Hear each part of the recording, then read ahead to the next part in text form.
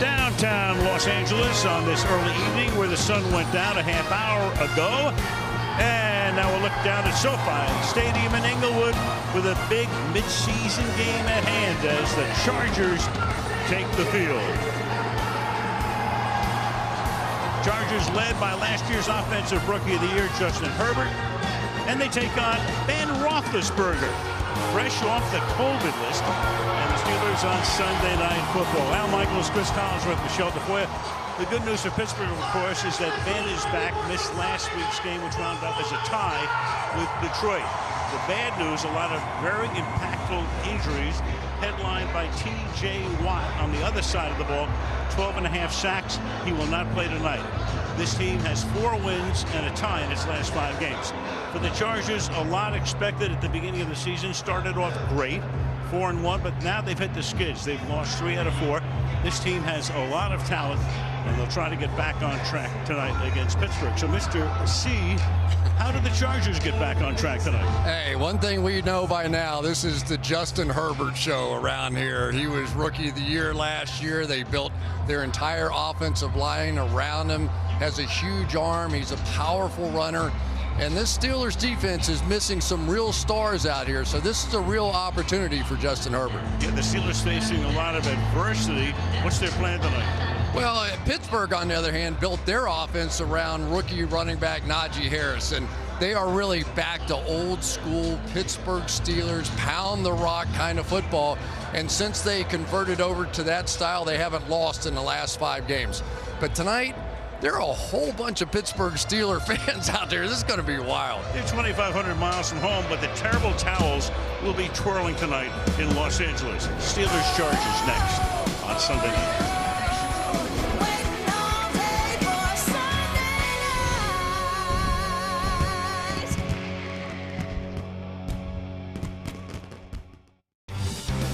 Sunday Night Football is brought to you by Hyundai Tucson and Santa Fe plug-in hybrid EVs.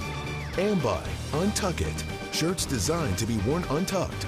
To the following presentation of the National Football League. Los Angeles, California. It's like some people are just destined to shine here. So could it have been fate that brought him around? A kid straight out of Central Casting with all the talent in the world to back up all that amazing hair. California, so my goodness, what a throw by Justin Herbert. Now the thing is, they'll love you here when you splash on the scene as an instant star. But there are no guarantees after that. So tonight, as this kid takes the Sunday night stage for the very first time, maybe there's no better time to find out what destiny might really have in store for him. Herbert makes his Sunday Night Football debut. What about his opposite number? More on that. To the field and Michelle. Well, Ben Roethlisberger, who is vaccinated against COVID-19, came down with a fever, cough, and extreme fatigue a week ago, tested positive, and was placed on COVID reserve until he cleared protocols yesterday. His final test was administered on his front porch just after midnight Saturday morning, and that was followed by a full physical. Out of an abundance of caution, Ben flew on a private plane to Los Angeles yesterday, separated from his teammates. During the week, he participated in meetings and practice virtually, FaceTimed with teammates and coaches, and threw on Friday with a trainer. The team had 2 walkthroughs at the hotel this morning, so Ben could physically go through the game plan. Ben told us the Steelers staff jumped through so many hoops to get him ready, he does not want to let them down tonight. And also, Al, Ben's wife and their son Benjamin are here celebrating the little guy's 9th birthday. And after a day at Disneyland, Ben wants to deliver one last gift in the form of a win. Michelle, Dad spent this week in Adventureland back in Pittsburgh. Meanwhile, the standings now in the North. Ravens won a wild one in Chicago. Steelers 5-3-1. Bengals win today, and so do the Browns. So everybody in that division above 500. The Chiefs win, beat Dallas. Chargers 5-4 coming in. Raiders lose. Broncos had a bye. Chargers won the toss. They have deferred. This crowd right now, I would estimate it about 60 to 65% Steeler fans. Terrible towels in abundance.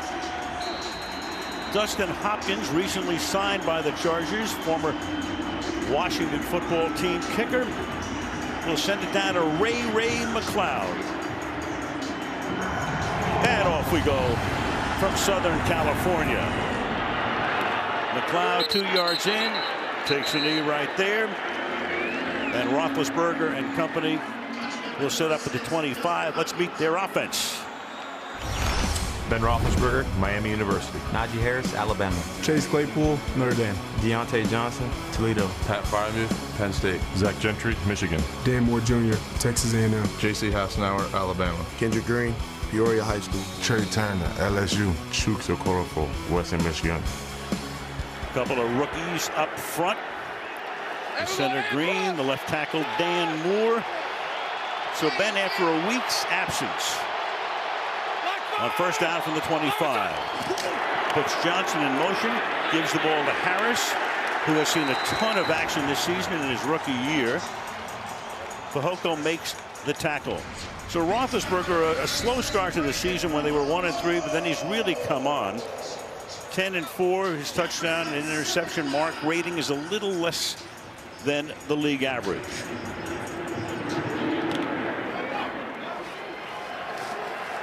Had a Zoom with him this morning. You know, he sounded like Ben. He sounded good. He was in a good mood, I'll say that. Second down and 9. Claypool in motion. He missed last week. Keep it on the ground. Chris talking about the ground game. Harris up to the 30-yard line. Here is the LA defense. Braden Fehoko, LSU. Justin Jones, NC State. Joey Bosa, The Ohio State. Kenneth Murray, Oklahoma. Kaiser White, Lackawanna Junior College. Uchenna Nwosu, University of Southern California. Michael Davis, BYU. Derwin James, Florida State. Nasir Adderley, Delaware. Sante Samuel, Florida State University. Chris Harris Jr., Kansas. No question about Bosa because of close contact this week. They were worried about him, but he cleared the protocol. Back in there. Third down and 5. In the pocket, shoots it over the middle. Claypool with a hurdle move up to the 37-yard line. He missed last week's game with a toe injury, but back he comes, and the Steelers convert on third down. Yeah, what you're going to see all night long out of the Chargers, a very safe-looking defense. So these underneath routes are going to be a big part of the game plan. So really, what the Chargers typically do is allow you to run the football and throw the ball underneath. And ironically, that's exactly what the Pittsburgh Steelers do on offense. Chargers really allow you to run the football. They're last in the league in run defense. Play action. Ben floats one downfield, and it is no good. Incomplete. You had James there.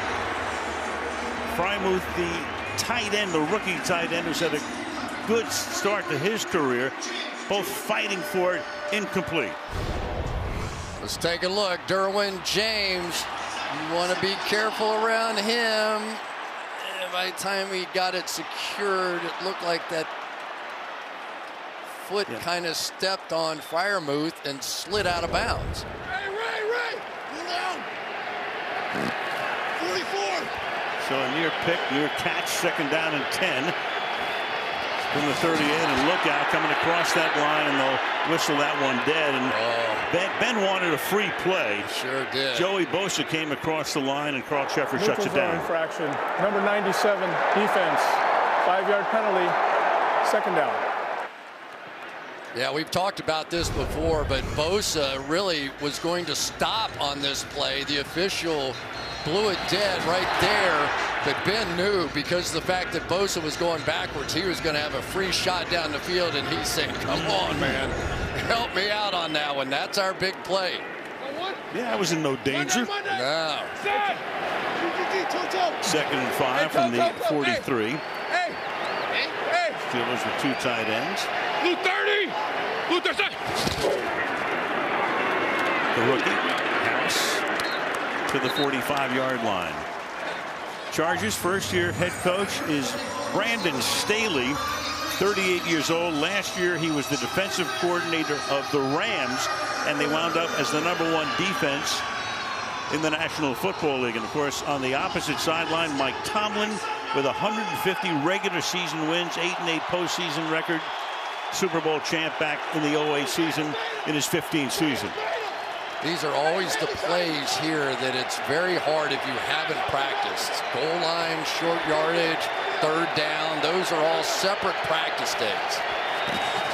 3rd and 3, they converted their first third down opportunity. And this one, I think the forward progress will net them the first down. Pat Freiermuth, the tight end, makes the catch, and forward progress will take it to the 48 on the first down. Isn't it interesting that the one guy that Ben said I was in sort of constant communication with this week was Freiermuth, and here he comes right early in this ball game looking for him. It is so important to create a connection with those receivers, and you can tell already those two really have built something special. So first down, Benny Snell comes in as the running back, 24, flanking Roethlisberger. Only time Harris comes out normally is to catch his breath. Give it to Snell. He'll take it to the 48-yard line. White makes the tackle. Here's exactly what you're talking about, Chris. Yeah, it's really been the Freiermuth show, and that's pretty amazing when you consider a rookie coming in here and establishing that kind of relationship, although it has clearly been Ben Roethlisberger with an amazingly different style of play from the first 3 quarters of his career to the last quarter. He went from holding the ball way too long, too many sacks.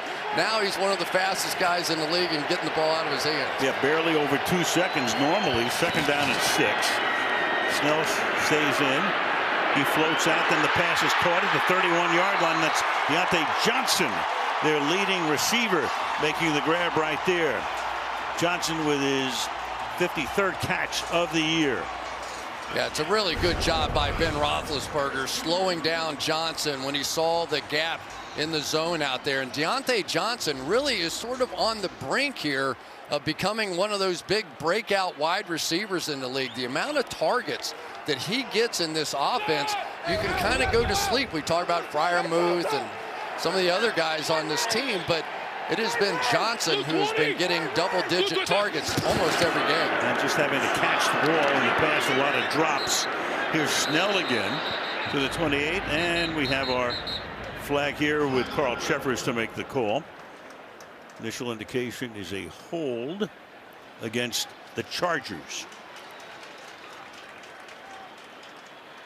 Holding number 91, defense. 5-yard penalty will be added to the end of the play. Automatic first down. Forrest Merrill, a rookie out of Arkansas State. Tillery and Covington, Jerry Tillery and Christian Covington are both out tonight, so a little mixed and match with some backups along that defensive front. Yeah, Linville Joseph too. I've never seen a game with so many defensive linemen out of the lineup. Chargers very fortunate they got Bosa back at least. Pass out in the flat. That's Harrison. He gets taken down. And boy, he takes another shot as Davis came in at the end after it had already been stopped. Second down. Najee Harris is okay here, and it looks like he is. He's lucky because in trying to battle for those extra yards, he really got his leg buckled underneath him. There's a lot of coaches who will tell you when you get in this situation, go down, and that's why right there. That's a young knee that just survived that hit. He's close to 1,000 scrimmage yards this season. Is Harris, second down and 10. Opening drive of the game, and again, Chargers are offside, but this will be a free play and incomplete. That was intended for Johnson, covered by Davis. And the Chargers again with a neutral zone infraction. Offside, number 42, defense. 5-yard penalty, second down. Uchenna Nwosu. Against the run, the Chargers defense, I mean, they are last in the league by a mile, allowing 4.8 yards per carry. The opponents run about 50% of the time, which is so odd anyway, because Staley gets this job because basically his defensive prowess against the pass, they're 4th in the league. So it's a whole different story on the other side. We'll go through this a little bit, but they sort of do it intentionally. They've been too deep this whole drive so far. And 2nd and 5, that is dropped. Getting close to a first down. Fryermuth is there. 3rd down and 5 on this drive now. The Steelers have picked up on 11 plays 57 yards and 4 first downs.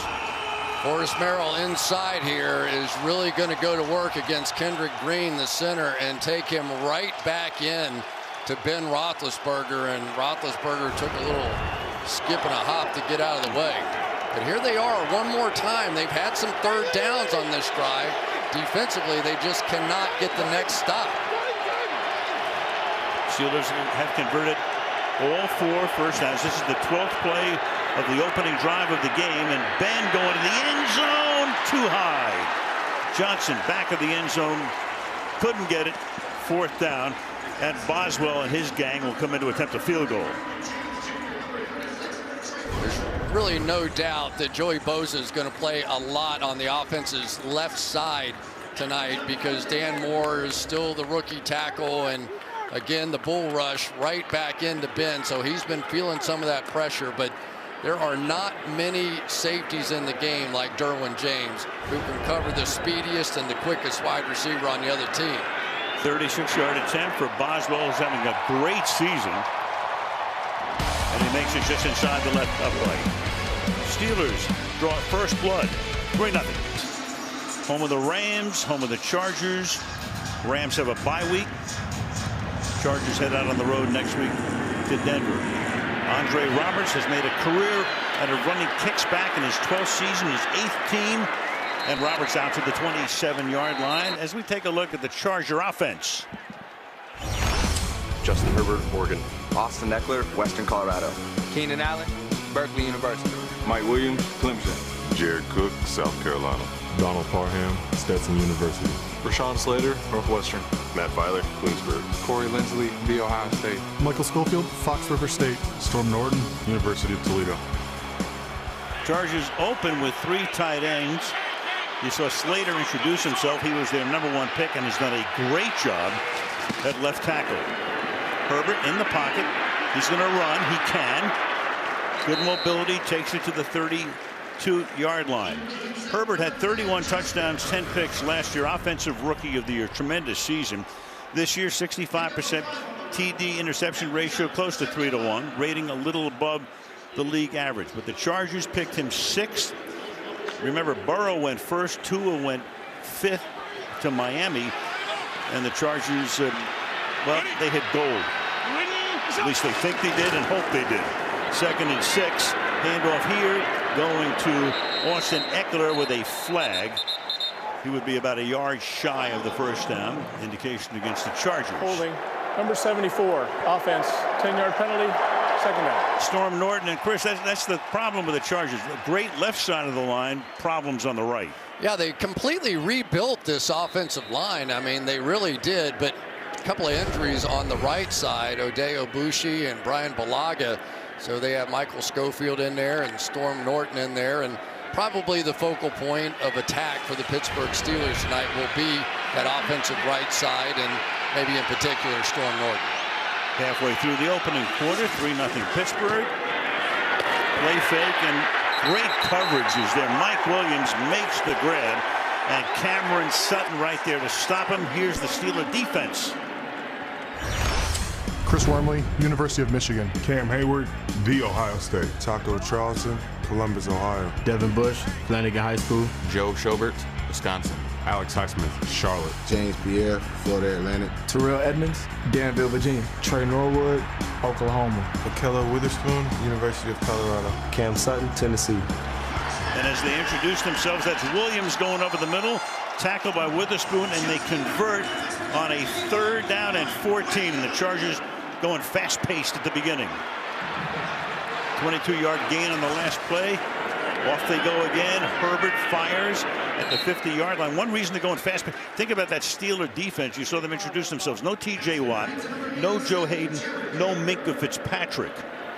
It really goes a lot deeper than that, too, because of Stephon Tuitt, who is already injured.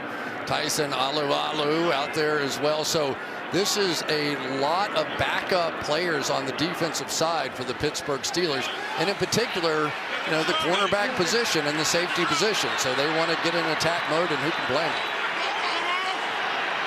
From the 50-yard line.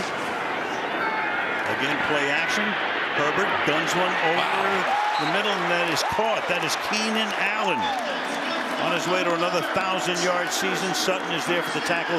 First down, Los Angeles. I like the play design here. They have all the big guys in the game, and then they're going to come back here and find the one-on-one coverage on the backside. But watch the catch here by Keenan Allen. Laid out. That was beautiful, and really a good throw by Herbert. I don't want to downplay that because he put it on the very safe side, and he knew that Keenan Allen could make that play. Allen doing that sort of thing for 9 years now. All with the Chargers. This is caught by Eckler. Nice little juke move to pick up some extra yardage. Gets by Bush. And that's good for a gain of 6 yards. Second down and 4 at the 33.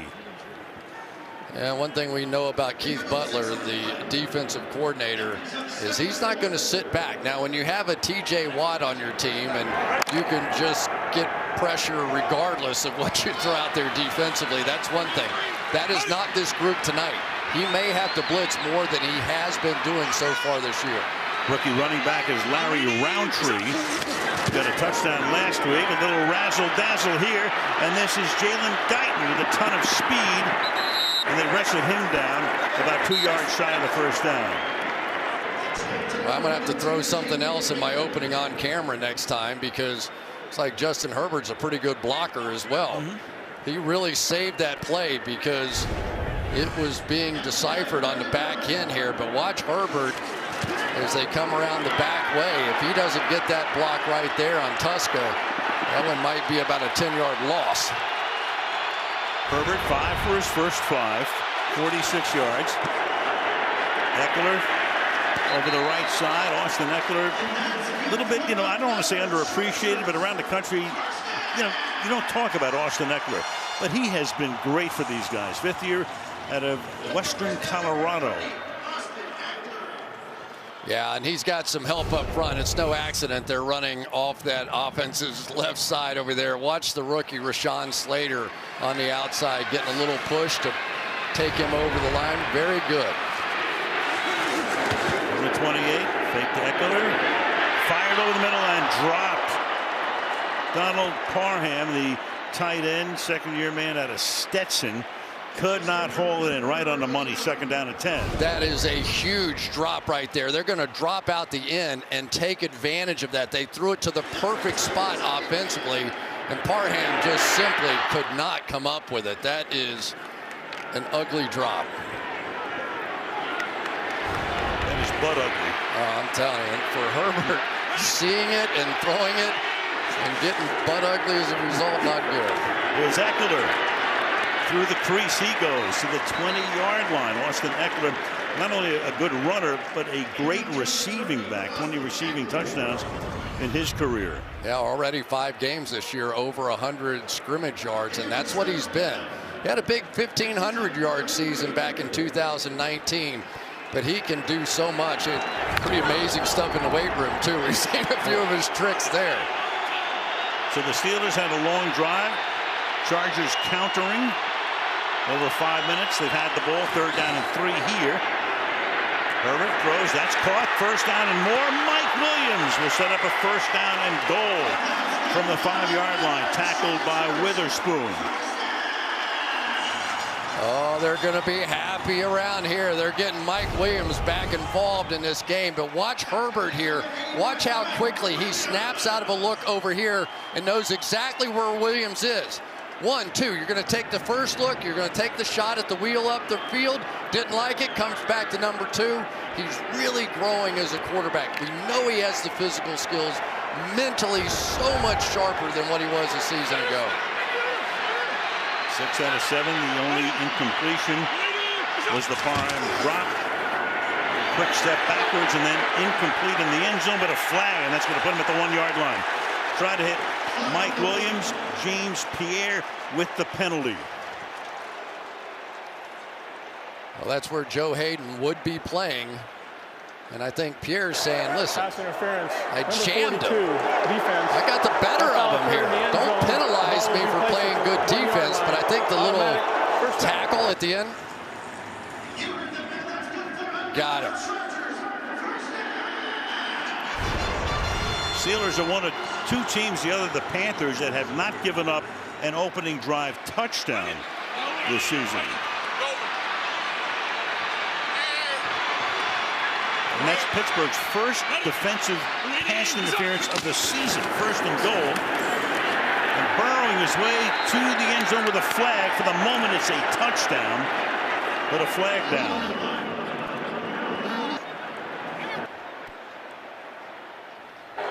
Illegal formation, offense. The initial formation presented number 70 on the end of the line. 5-yard penalty.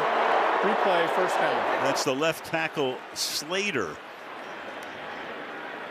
So that cost them what would have been a touchdown. Eckler getting across the goal line. Here it is. So the tight end here would have to be on the line of scrimmage because there's not a wide receiver out there. And by the fact that he's just a half a step off, created the illegal formation. That was Trey McKitty, a rookie out of Georgia, who lined up a yard back. Shepard says reset the play clock. And now it's first down and goal from the 6-yard line.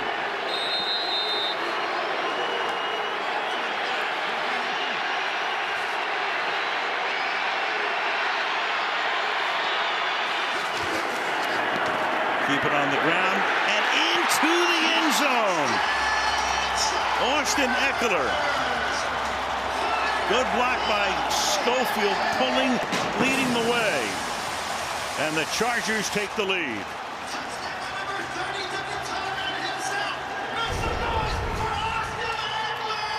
All right, you're going to get the big double team right off the bat right here and then pull right through the hole. Good kick out block there by Schofield, and that was impressive.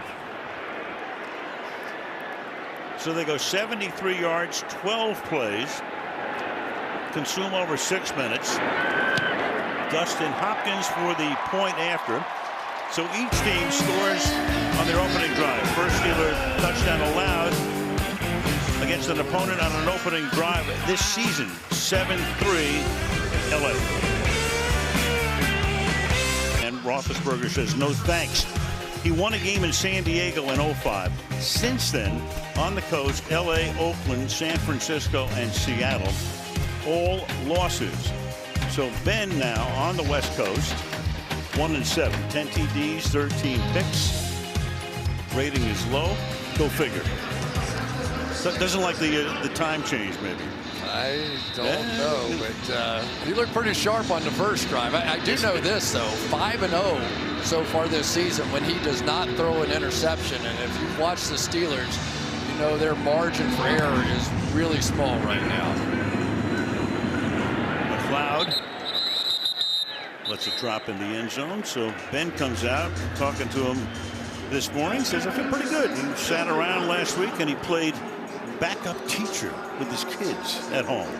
You know, I don't you get the feeling that he's kind of carrying over some of his parental responsibilities to this team, but he's he's the oldest guy out there and they're all a bunch of kids, and when he talks about them, it's almost like talking about kids. Especially this group. He's got a brand new center, Kendrick Green, after all of those years with Pouncey. Rookie left tackle and Dan Moore. Rookie running back in Harris. Throws, caught, another flag. Got a few here in the quarter. Bosa offside. Again. Number 97, defense, 5-yard penalty. Replay, first down. 2 on Joey.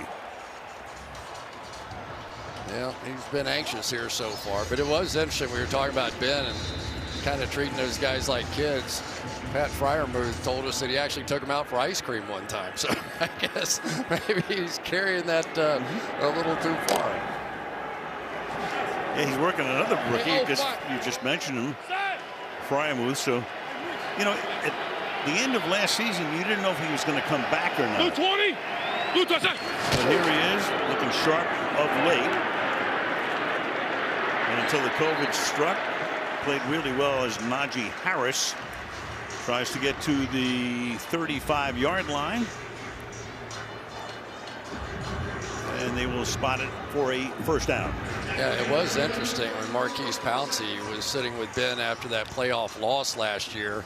And a lot of the speculation at that time was, would either one of those guys be back this year? But I really feel like that Ben thought that he had something left in the tank. And nobody wants to walk away from this game a year too early because you don't get to go back. And that was as ugly a loss as they could have absorbed against Cleveland in a wild card game. And meanwhile, here's Harris, all-time leading ground gainer at Alabama, and that's saying something. We've had a few down there. Picks up 3, 2nd and 7. And Najee Harris is really something. I mean, here's a guy already in his rookie year, 31% of the scrimmage yards. Only Jonathan Taylor in the NFL has more than that. And we saw what Jonathan Taylor did today with 5 touchdowns in that game, but they really are leaning heavily on Najee Harris, and with good reason. He's been fantastic. Comes out for the moment. Kalen Ballage is the running back on 2nd down and 6. Play action. Ben's going to go deep into double coverage, and it's incomplete. Claypool down there, covered well by the Chargers. And it will be with Asante Samuel and James both back there, 3rd down and 6. Yeah, you've got to be careful here on these post routes because Derwin James came across the field. It looked like he was going to be open there, but Derwin James coming across from that safety position. And maybe that's something you realize a little more if you spent the entire week in the facility. I don't think I would throw too many in that general direction because Derwin James can make you pay.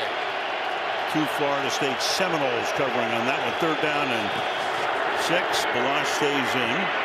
Flares out to the left, and it's caught along the right sideline by Ray McLeod, and that will move the chains. Another 3rd down conversion, and that will take us to the end of a rapidly paced first quarter. 7-3 LA.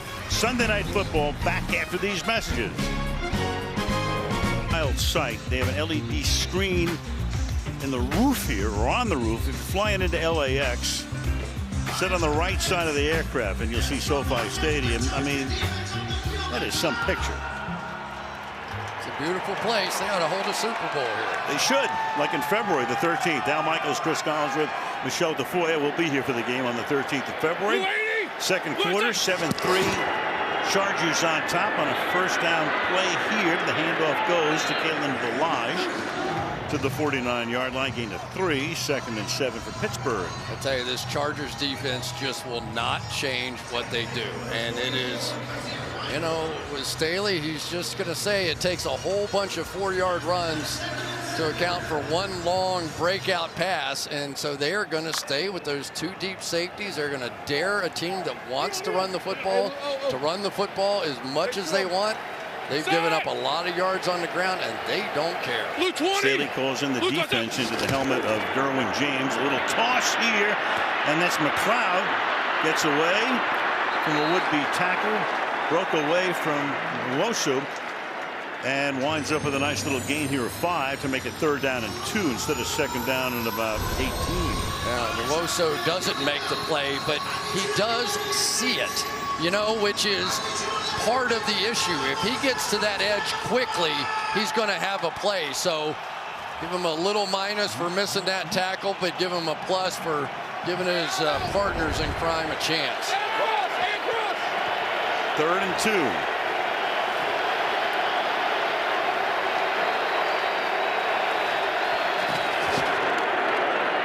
Handoff and fighting for it, and Harris should have it.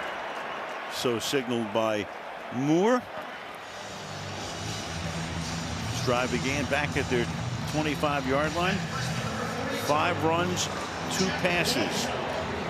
And they picked that up behind J.C. Hassenauer, who is filling in for Kevin Dotson, who went on IR with a bad ankle. Trey Turner, the other guard, had to go out of the game with a bad ankle last week as well, but he is playing in this one.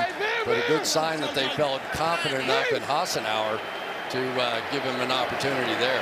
Turner, number 51, was a Charger last season. Play clock down to 1.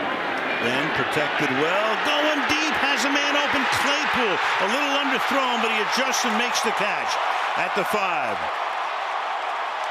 White came in, Harris was there to stop him. Good block. If the pass is right on the money, it's a touchdown. Instead, it's a 1st and goal.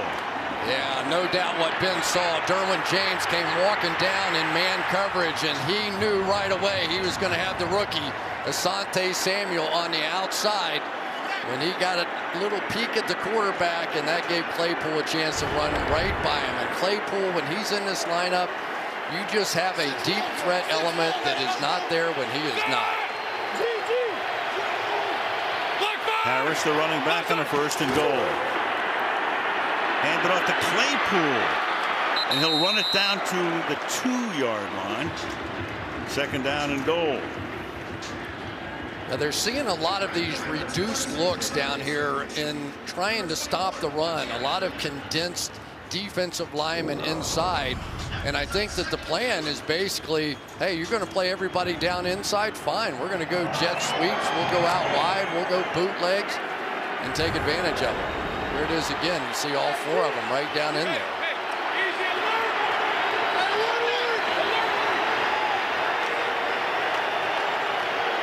Then checking with everybody. Right side, left side.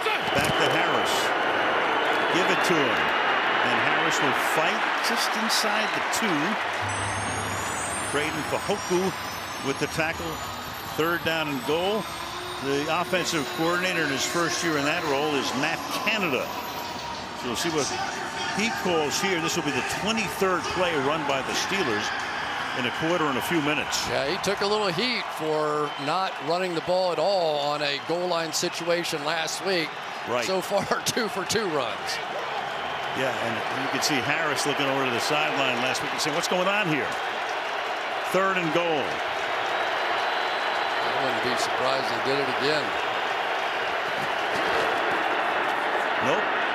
Play fake, and then Claypool is there, and that's broken up by Asante Samuel Jr. Yes, he's the son of Asante Samuel, who had a pretty good career, a lot of great years in the National Football League. I tell you, this is a tough assignment right here for Asante Samuel. He's 5'10", and you look at Claypool and just how physically imposing he is. They let a little hand fighting go on there, maybe a tug of the jersey there that didn't get called. But if you're going for it on 4th down, I'm a little surprised they didn't go back-to-back runs. That's what I thought we were going to see. What do you think here? Well, now it's different. I still think your best weapon's Najee Harris. Well, they flare him out.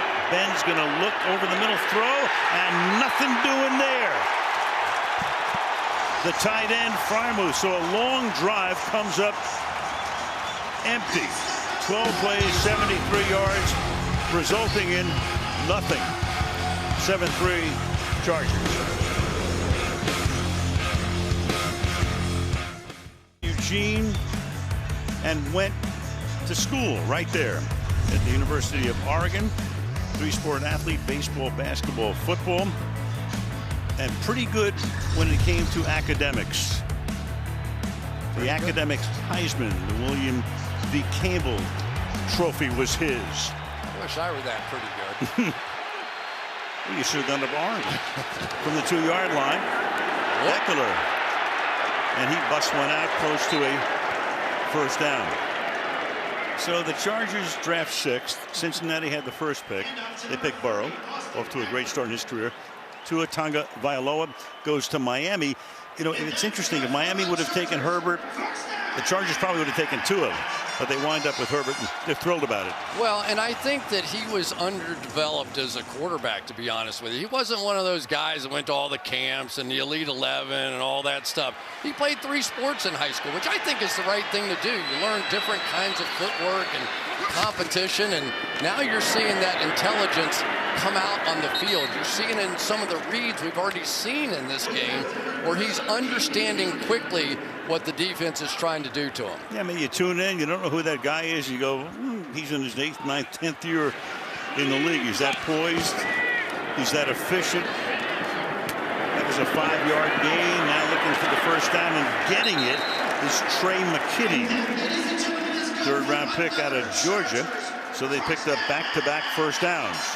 And I think probably the thing that may have surprised some draft experts, if you will, is that he missed some throws in college. And, you know, you had a little question about accuracy, but he seems so at ease in the pocket right now. And even that pass right there, he's standing there, he sees the back in the flat, he kind of 3/4 delivers it, which he learned playing shortstop in baseball. And, you know, you learn all those additional skills playing other sports. Larry Roundtree, rookie, is the back, fake to him. Now Herbert's going to escape around the left side and slides to a hole at the 27-yard line.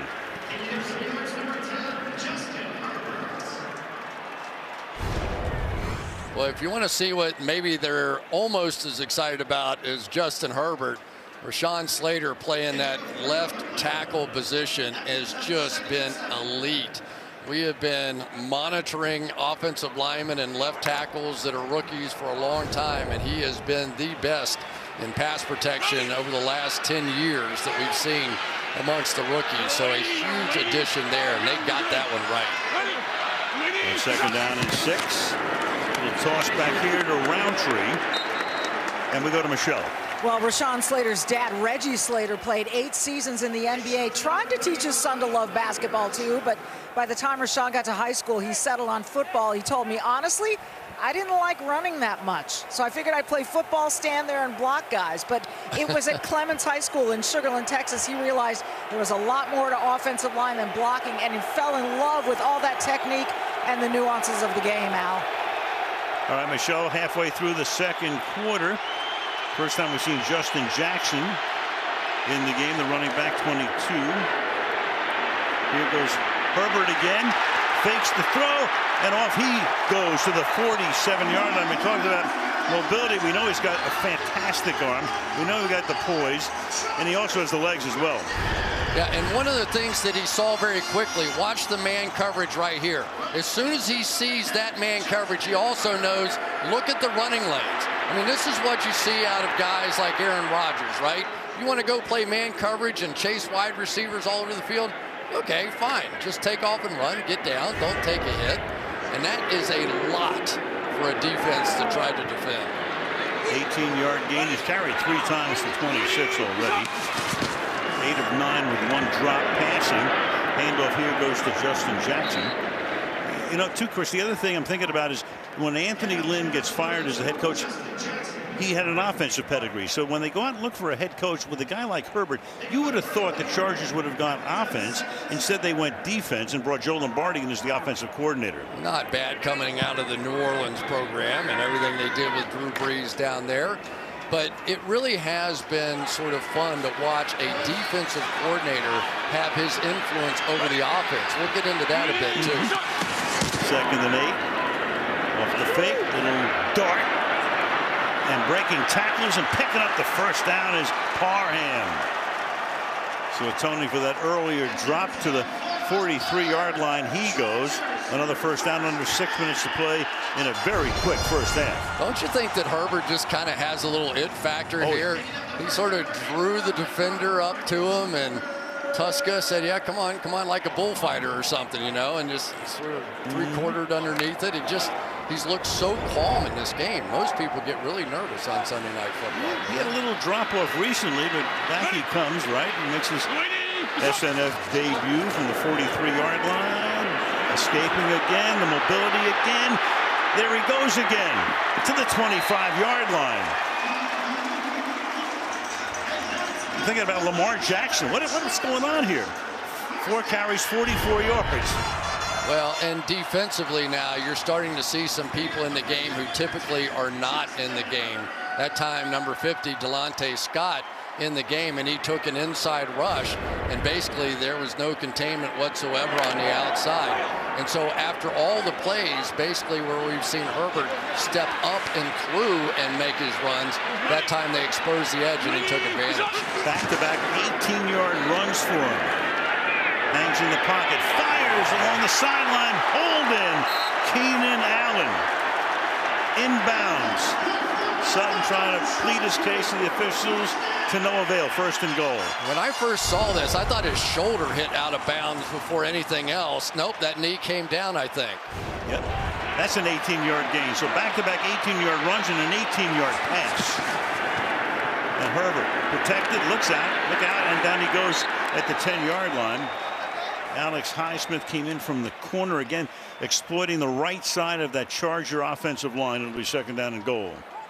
Sometimes playing at this kind of pace, even your guys miss the call, and that time Keenan Allen did not realize they had the pick play on. He had it set up on the outside, but you could tell the way he came off the line of scrimmage, he didn't know what the play was. Second and goal. Clock down 4 minutes in the half. Chargers up 7-3.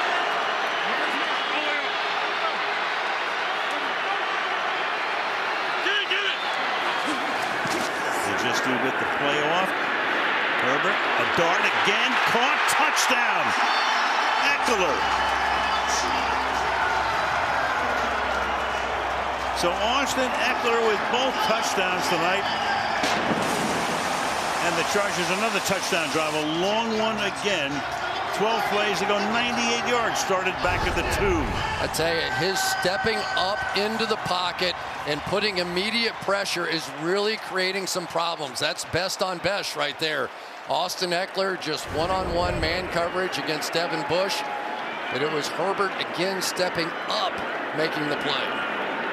Dustin Hopkins to try to make it 14-3, which he does. So late in the half, Herbert back-to-back 18-yard runs, an 18-yard pass, and here he is, a little dart to Eckler for the touchdown. Home relaxing on Thanksgiving. Mike Tirico, Drew Brees, and I will be in New Orleans, and we'll hand out turkey legs as we always do. Emerald Lagasse will prepare smoked turkey legs for the lucky winners. You know, the Saints have feasted the last 2 times we were able to have the post-game festivities. They're going to be looking for a three-peat Thursday night against Buffalo, Al. Well, Michelle, you just save us the leftovers. I save you nothing. I know nothing. I save you nothing. The real Michelle comes out. Now, boy, I'm telling you, Ray McLeod from the 6-yard line. Breaks a tackle of the 23, and down the sideline he goes for about 15 more. All right, let's take a look at the Walmart Plus 4K Sky Cam. Can sort of get inside the game here a little bit. And why not? We've got some great players. Joey Bosa on the outside with that pressure, and Derwin James covering up on the backside. Braden Fehoko with a big play early in this one as well. And then, of course, we know Derwin James is going to be there when it's money time. And that has been an impressive defense. And now they're doing exactly what they want. They've given up long drives here. 13-play drive, a 12-play drive, but only 3 points. Change at guard with Joe Hay coming in because Hassenauer is out with a shoulder. They're already minus Dotson, who would be their starter. Here goes Harris. And Harris fighting and bullying his way for a first down to the 49-yard line. Make it 8 carries for the rookie out of Alabama, 31 yards for him. Tell you what, that was a heck of a catch by Ben on the snap right there. Kendrick Green, who had some issues snapping the football a week ago, won over the head of Mason Rudolph. But, you know, you better pay attention when Kendrick Green is snapping. Yeah, last week he had some bad snaps in the muck and mire of Heinz Field. It's an old law firm, by the way. I got that. Okay. I hired it. It's from the 48-yard line. Roethlisberger, and that is incomplete and dangerous. Johnson was there, covered by Michael Davis, 2nd and 10. Yeah, you know, you've got Ben Roethlisberger. You want to throw the football, you have to do that. but at the same time, you have that same sort of dilemma that every team faces against this Chargers defense. You're looking at them and you're going, they're giving me running plays, and I run the ball pretty well. Now, one of the problems is that they also have a banged-up offensive line up front here as well. Looks like another change at guard here. Second down and 10, 50-50 on run pass. The way most teams have played the Chargers this season. Roethlisberger down the right sideline, and somehow, some way, that is Johnson hauling it in, but a flag down along the sideline of the 37-yard line. Carl Jeffers. That was an amazing throw. Tremendous, and what a catch, too. Pass interference, number 43. Defense. Our penalties declined. Result of the play, first down. I mean, where did he think he was going to get that ball in there? Davis is all over that play. He had no fear of a deep responsibility because he had help over the top, and somehow they got it in there. Davis missed last week with missed last couple of weeks with a hamstring. 22-yard gain. 2.5 minutes to halftime.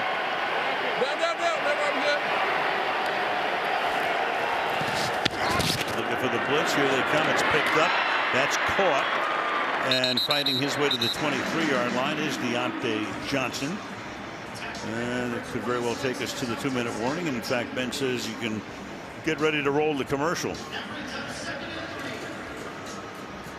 2 minutes left in the half at SoFi Stadium. 14-3 Chargers.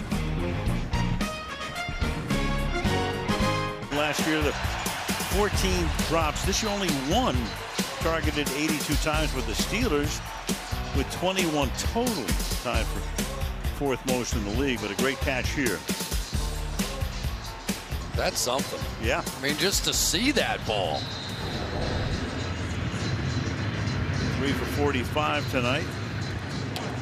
He's got to be the main man now with Juju Smith-Schuster gone for the season.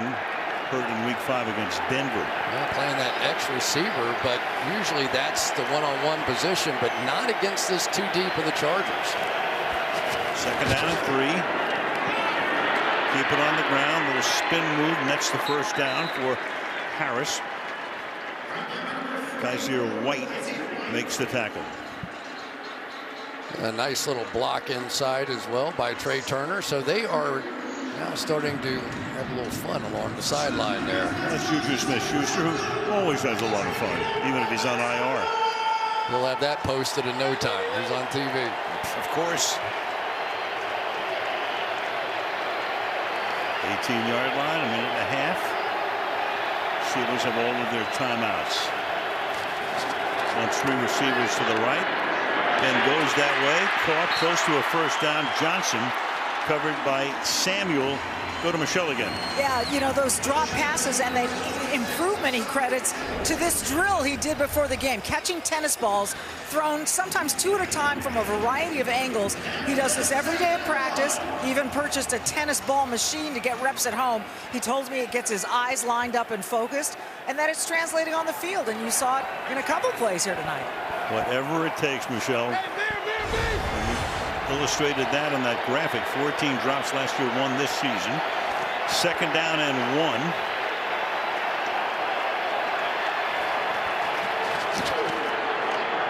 Roethlisberger floating it to the corner of the end zone. Is it caught there for Johnson? Touchdown.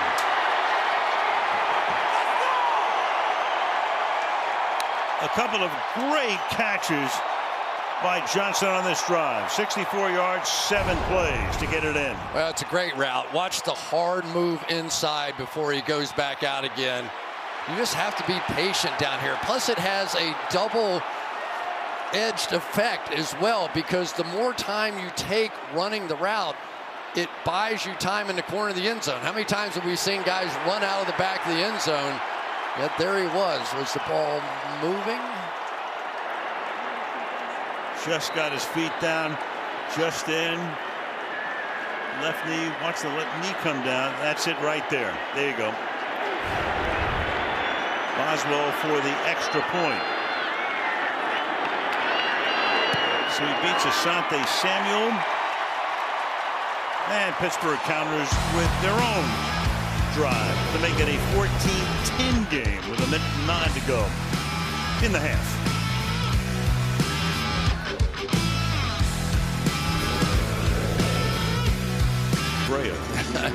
Great and good. The great and good Don Johnson. He's both. Check it out. SoFi Stadium, 1:09. Chargers, their third possession. Their first two have resulted in touchdowns. They'll get the ball at the 25 with 69 seconds and all their timeouts. Let's take a look at Justin Herbert here in this release time. Usually when you have a quarterback as tall as he is, it doesn't come out this quickly. This is like some of the smaller quarterbacks in the league, but his release is sort of unique. He does not dip the ball down the way a lot of quarterbacks do.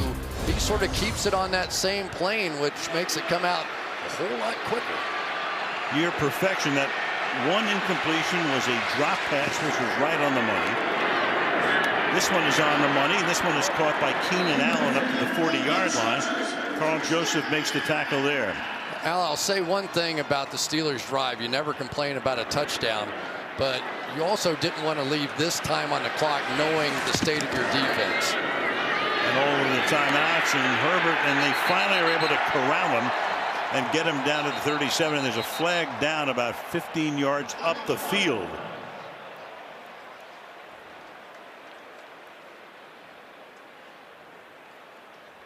Six penalties against the Chargers and one against Pittsburgh tonight. Holding, number 8, defense, 5-yard penalty from the previous spot. Automatic first down. And that's Joseph. Yeah, Jared Cook has been around this game a long time, and so is Joseph, but watch these moves. That's pretty amazing for a big tight end. He's been doing that for a long, long time, and Joseph, who really is getting an opportunity in part because think of Fitzpatrick not out there. And Cook taking the place of Hunter Henry, who decided to move to the Patriots. Jared in his 13th year. 45 seconds. Herbert again. A short pass underneath, close to a first, goes Eckler. And the Chargers will take a timeout here. It'll be 2nd down and 1. Back after this. Halftime. Kansas City Chiefs win with defense. And Jonathan Taylor and the Colts run wild on the Bills. All that. Highlights coming up in half. Now back to you. What a crazy day, Mike. I mean, you definitely saw Houston beating Tennessee, didn't you? No question about it. How many times have I told you nobody knows anything? I know, you know, but Tennessee had just beaten so many really top flight teams, and now their losses are to the Jets and what we saw today. 2nd down and 1 out. Chargers have 2 timeouts. Cross midfield flag. Steelers came across the line early, so there's a sack that probably won't count. Spillane is there, but the flag came out the minute we snapped. Offside, number 97, defense. That 5-yard penalty results in a first down. That's Cam Hayward. Veteran center in there, and Corey Linsley. Let's see if he does a little something to draw them off sides. A little snap turn there. But we have also seen Pittsburgh tonight blitz at a much closer rate to what they did a season ago than this season. They really are missing T.J. Watt. Deep drop, fired. That's caught into the 32. That's Jared Cook. Pull a timeout with 27 seconds. And it will be a first down when we come back. Kind. 14 of 15 is Herbert. These guys have had things pretty much their way tonight in terms of protection. 1 sack on Herbert. Only a few hurries. And don't forget Herbert's rushing numbers. 1st and 10. As he throws, that's caught by Guyton, and Guyton down the sideline, and he'll step out of bounds to save that timeout. You know, Herbert, we've seen him run already tonight, 44 yards. He ran for 3 touchdowns in his last college game in the Rose Bowl for Oregon against Wisconsin 2 years ago. I tell you, they are missing T.J. Watt so badly in this game. But on that one, you saw they're also missing Joe Hayden. They're missing Minkah Fitzpatrick. They're just letting people run wide open in the secondary, and you never see that against the Steelers. Chargers have run up 234 yards tonight. Looking for more. Escaping. And that one is tossed out of bounds. Guyton closest to it. 16 seconds, 2nd and 10. Sometimes in this league you circle full circle, and Cameron Hayward's working on his old friend Matt Filer, was a Pittsburgh Steeler for a long time, number 71, and he took him on a little trip right back to Justin Herbert there. Huge stand right now though for the Pittsburgh Steelers. They really need to make a play and keep them out of the end zone. They haven't stopped them yet. Chargers holding on to that timeout, 2nd and 10, so a lot of options for them. Pass is caught Eckler, and he'll save that timeout. We're down to 10 seconds. Spillane covering on the play. It's going to be 3rd down and 4. You have a Steeler down on the it's Chris Wormley.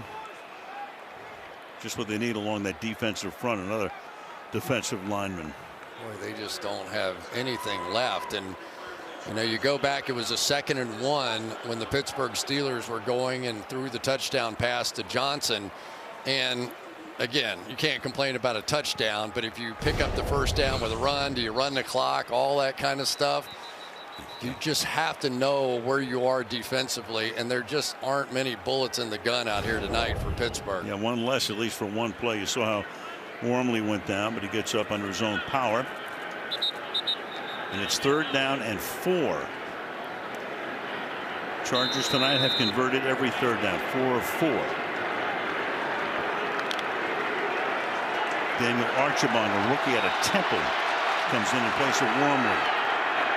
Herbert throws, and that's incomplete at the 2-yard line, and no flag there. Carl Joseph covering Eckler, and that'll bring Hopkins in to attempt a field goal.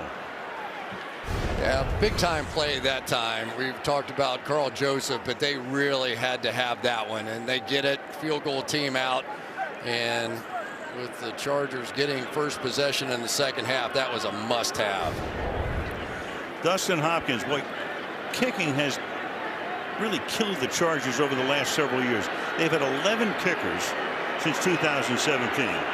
Pittsburgh has had Boswell, and he's caught about every one. False start, number 74, offense, 5-yard penalty, 4th down. Storm Norton makes it a little more difficult, but Boswell's done all of the kicking for Pittsburgh over that period of time, except for the few times he's been injured.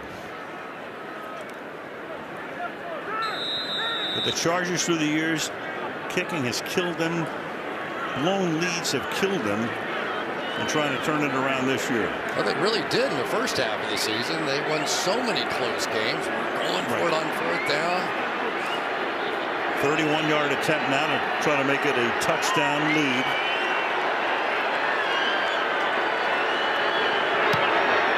And Hopkins just doesn't make it. Everything's an adventure. So 2 seconds remain, and the Chargers will go into the locker room with a 7-point advantage.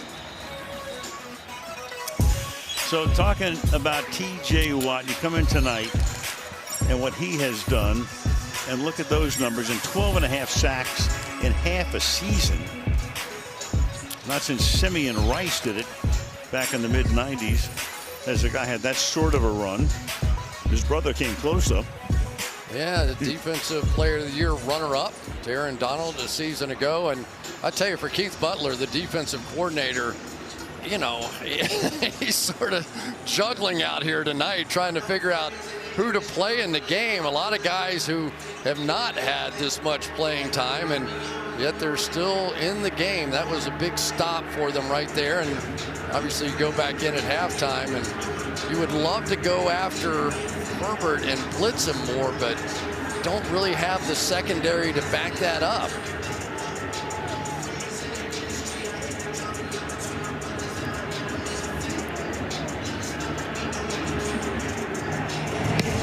Hopkins sends it down. McLeod. They'll bring it back from the goal line. And McLeod down the sideline, and he gets taken down by the kicker, by Hopkins himself. So the Chargers get the second half kickoff. 17-10 our halftime score. Mike, Tony, and Drew turn to halftime. Coming up. All right, Al, thank you. Good half. 6 possessions, 5 scores. What stuck out? Yeah, Chargers have been very efficient on offense, especially in the passing game.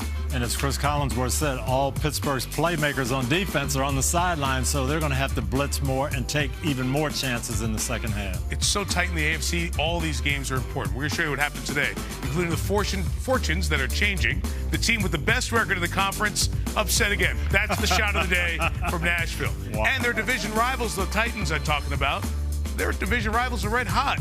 Indy's big win in Buffalo, part of the Toyota halftime, coming up in a couple of minutes. Want more stats? Hey Siri, who leads the league in receiving yards? On the ground and into the end zone. And the Chargers take the lead. Going for it on 4th down. Throw, and nothing doing there. Herbert, a dart again, caught, touchdown. Eckler. That was beautiful. Roethlisberger, Johnson, touchdown. Chevrolet, find new roads. Halftime. Chargers lead the Steelers 17-10. Roethlisberger, 24th straight game with a TD pass. He and Kirk Cousins share the longest current streak in the NFL. Eckler, 11 TDs this season. 6 on the ground and 5 receiving. Tied for third most in the league. Chargers had a 98-yard TD drive.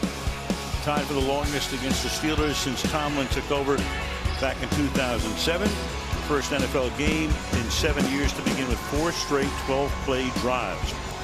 Both teams going up and down the field. I tell you, the thing that surprised me, though, about that first half is that this Chargers defensive line held up pretty well. I mean, we did not see Najee Harris get very far down the field before contact. We've got a number 1.2 yards before contact on average. And the way they played with those 2 deep safeties, I just wouldn't have expected. I thought the Steelers would have had big numbers running the ball if that were the case. Yeah, you would have thought. Harris carried 9 times for 35 yards.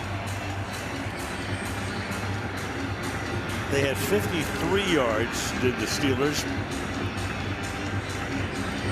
in the first half. So here we go. Boswell sending it down to the 4-yard line. Flag is down. Somebody was across the line early for Pittsburgh, and Roberts takes it back to the 26-yard line, where he runs into a truck. Named Killebrew. Yep. Not Harmon either.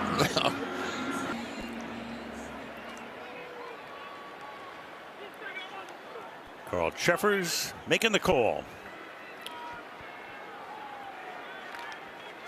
Collect. Illegal formation, kicking team player number 24, 5-yard penalty. So Jeffers now talking to the sideline. He comes over here. Let's play a little add-on. Yeah, toward the Chargers side. Here we go 5-yard again. penalty will be enforced from the end of the play, first down. Right. Okay.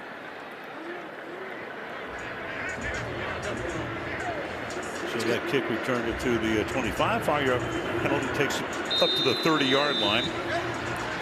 Harris on the bench. And here we go in the third quarter.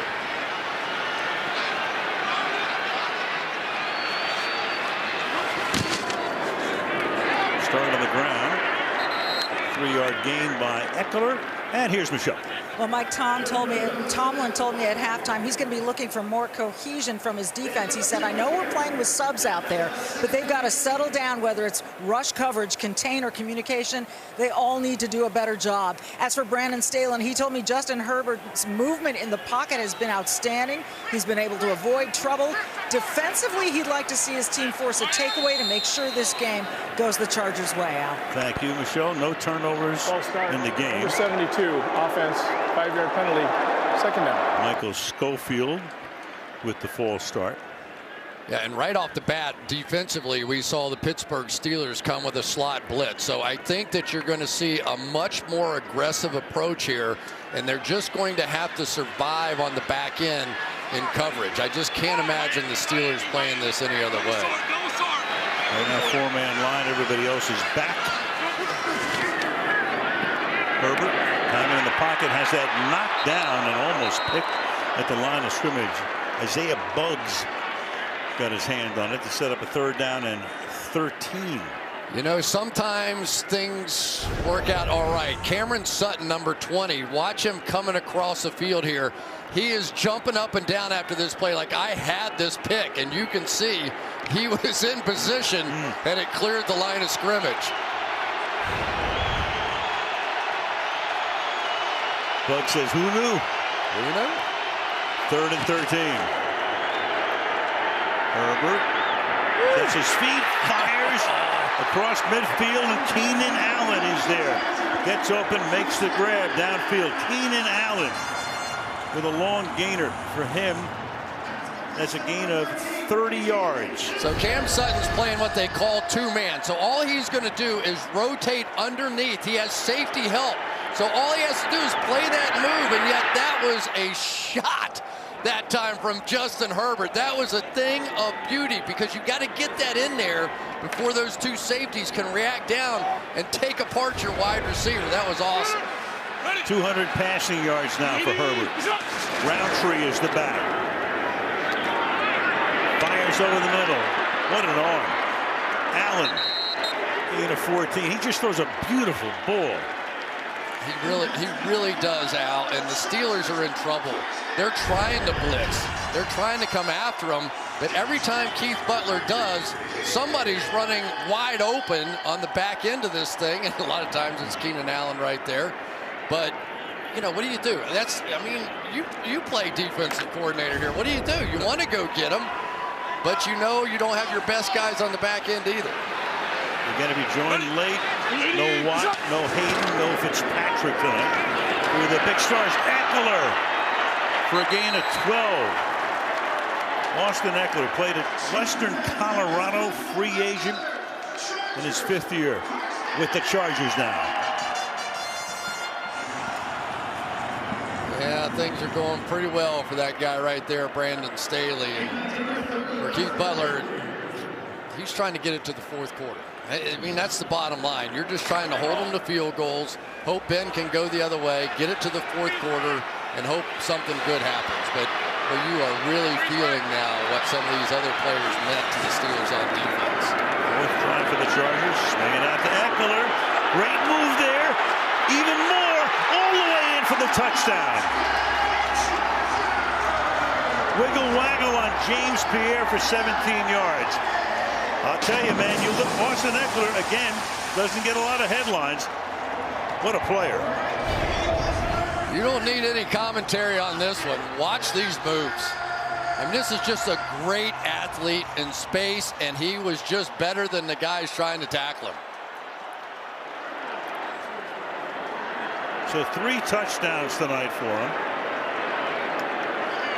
He has 22 receiving touchdowns in his career. And Hopkins for the extra point. So the Chargers have now scored on all 4 of their drives. 3 touchdowns, 1 field goal. Early in the 3rd, LA on top by 14.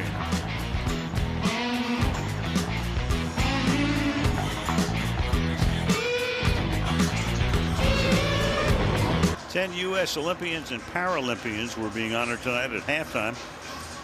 Recognized alongside a World War II veteran with the 80th anniversary of Pearl Harbor approaching. At Michael Norman, gold medalist track and field, alongside Pete Carreau.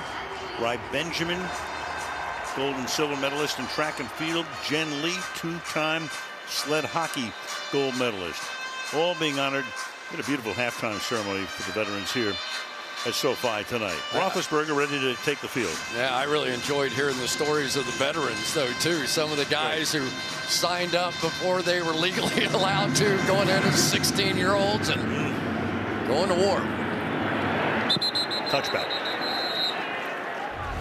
Well, let's take a look at our Next Gen Stats powered by AWS. And I'll tell you, this throw from Ben Roethlisberger to Johnson was just so perfect. Just not much separation to get it in. And we saw it a couple of times in that first half. Yeah, a little love for that guy.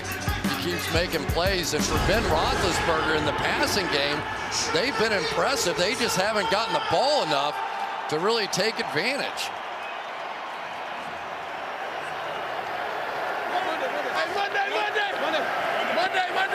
Ben is 11 of 17 for 121 yards and that touchdown to Johnson. Swings it out here, goes to the tight end. They got that covered beautifully. Pat Frymuth for a gain of about 3. You hear that chant that they used to have for Heath Miller in Pittsburgh. It's made its way from Pittsburgh all the way out here now. Yeah, and what they should have been doing is going, Bosa. Watch Bosa on this play. He really, watch him, just patient. I mean, this is just a pure basketball playing sort of athlete, and wraps him up, and you got your Frymuth.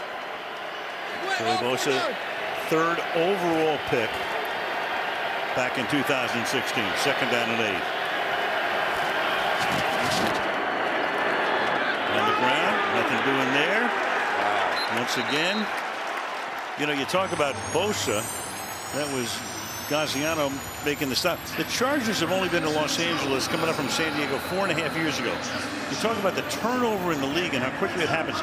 Only Bosa and Keenan Allen were San Diego Chargers. Isn't that amazing? I'll tell you the other thing, we've seen people sitting on the terrible towels here for a while too. Yes. In the pregame, you would have thought you were in Pittsburgh. Not a lot of twirling at the moment. 3rd down and 8.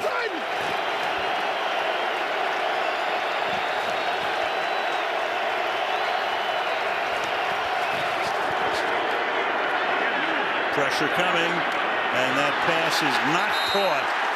Tight coverage there. Claypool covered by Asante Samuel, the son of the former mainly Eagle and Patriot in his long career. This will be the first punt of the game. When I asked about Asante Samuel to Ronaldo Hill, their defensive coordinator, he said he is everything that you'd want in a cornerback, and he's a rookie. That is a good feeling. Presley Harvin III, rookie punter out of Georgia Tech. Here's Roberts drifting. We'll catch it at the 27.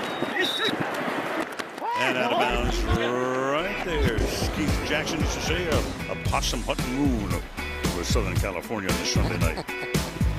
Back in session at Bayside High, an all-new season of Saved by the Bell. Streaming Wednesday only on Peacock. Go to peacocktv.com to sign up now. From the 26-yard line, Chargers 3 touchdowns, 1 field goal on their 4 drives to this point. Hey, we got 3 over here. Slings it to the outside. Nice little move there. Keenan Allen. There's Esquiri Velasquez from Saved by the Bell. Checking things out at SoFi Stadium. Got to be happy watching the Chargers around here. Yep. These guys been sharp. Very. Already 323 yards tonight. Allen has 100 receiving yards in the game on 7 catches. Second and a deuce. Convert here. Keenan Allen again. First down. Well, one of the best players in the entire league this season has been our friend Cameron Hayward, and he has gotten a lot of attention. Anytime that you have as many injured players on that defensive line as the Pittsburgh Steelers have, you're going to pick out the guy who's been playing that well, and it has been a rough night. Just 1 tackle so far on the evening for him, and he's the guy that had the 2nd most tackles of any defensive interior player. And only 2 pressures. Fake to Roundtree. Herbert stepping away, slings it away, little backhand flip, and that's Joshua Palmer coming up about 4 yards shy of the first down. A little improvisation by the second-year man from Oregon. Talk about on cue here. Watch Hayward on this one. Going to make a great move, get right around Lindsley, and have what he thinks is his sack. Not so fast. The cool of Justin Herbert tonight has been impressive. 250 yards in the air now for Herbert. 2nd and 4. Roundtree stays in there. Here's Allen to the outside. Good move there, and then forced out of bounds, but not before he picks up a first down. Norwood makes the stop with 8:20 to go in the 3rd. Yeah, and as the Pittsburgh Steelers have tried to increase some pressure and bring some blitzes, now we're seeing some of those quick throws and get the ball out of your hand. So really, it's been a nice little boxing match put on by Justin Herbert out there. You want to come after me? Fine, I'll throw it quickly. Otherwise, I'm getting it down the field. But really, I don't think they've taken a shot down the field this entire game. No. From the 49-yard line. Roundtree, he's off to the races. A flag is down, though, as Roundtree gets bounced out of bounds after what would have been a real long game. But it's coming back. Holding, number 89, offense, 10-yard penalty, repeat first down. Tight end Donald Parham. He's had a couple of tough plays here this evening. Yep. One drop early on. Yeah, well, that was borderline backbreaker right there, and that was off of a blown play, really, because Herbert ran right into Roundtree in the backfield, and yet it still was popping wide open. Pittsburgh's defense typically is one of the most disciplined, gap-oriented, nobody out of position, but there are just so many guys playing in the game that have yet to play in one this season. 1st and 20 now. Fired, caught at midfield, and it's an 18-yard gain there. Joshua Palmer, a rookie out of Tennessee, their 3rd-round pick this year. And he's starting to get a little bit more active as well. He had 3 catches against the Vikings in that last outing. And for Ben Roethlisberger, all he can do is just sit and watch. And I tell you, there comes a point when a quarterback thinks he's not going to get hit in the football game where you get a little casual and you see some of the raw talent of what this guy is capable of doing. It's been impressive, Al. Very 2nd down and 3. Eckler, and that's how he can't get out of the backfield. Sutton loses his helmet, but not his grip. It'll be 3rd down. I know we can be overly effusive about Herbert, but I mean, just watch the way the ball comes out of his hand. Yeah, but now for Keith Butler, a chance, right? You're really struggling, trying to make a stop. Sutton comes up, makes a huge play, tackle for loss. Here it is, 3rd down. You have to get off the field right now. This is it. This is the time. Whatever you have, this is it. 3rd and 5.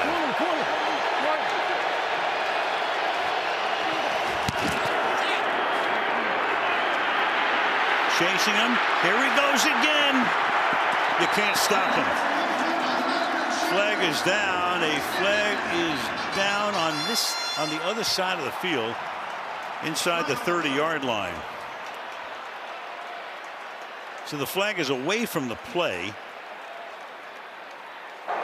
Holding, number 20, defense, 5 yards will be added to the end of the play.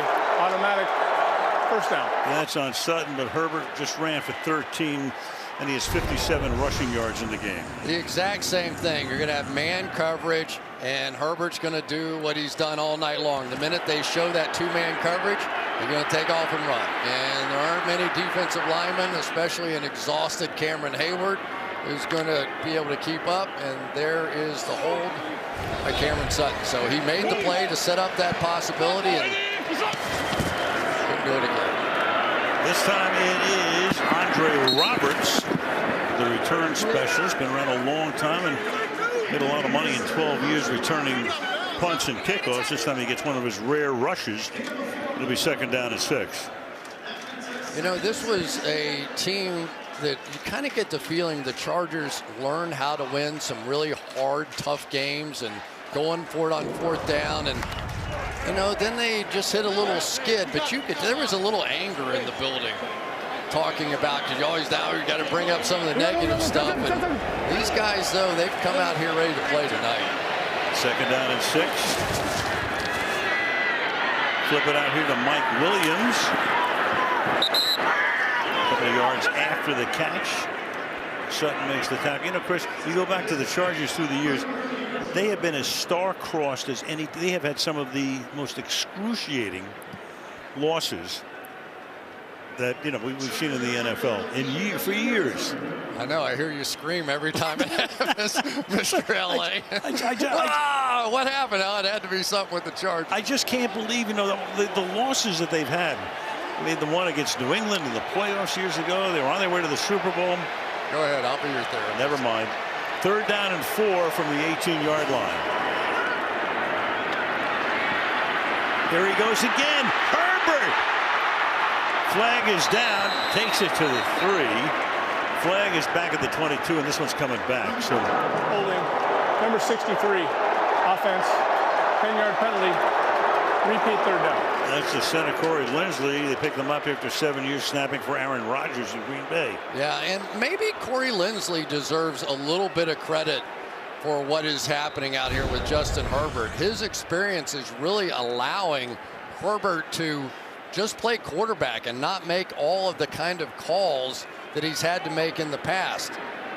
But I tell you, Justin Herbert thinks he can do anything tonight, and he's doing it with a little help from Corey Linsley, who had one go negative on him there. 3rd and 13. Justin Jackson is the back. Herbert over the middle, and that's dropped. And that's Jackson coming out of the backfield, and he couldn't hold on. So 4th down, and that'll bring Hopkins. Penalty cost him that big gain, setting up a field goal attempt here of about 46 yards or so. Cameron Hayward looks exhausted, doesn't he, when that quarterback starts running? And he talked about how much respect he had for Herbert because so many young quarterbacks just run wide. He runs right up the gut.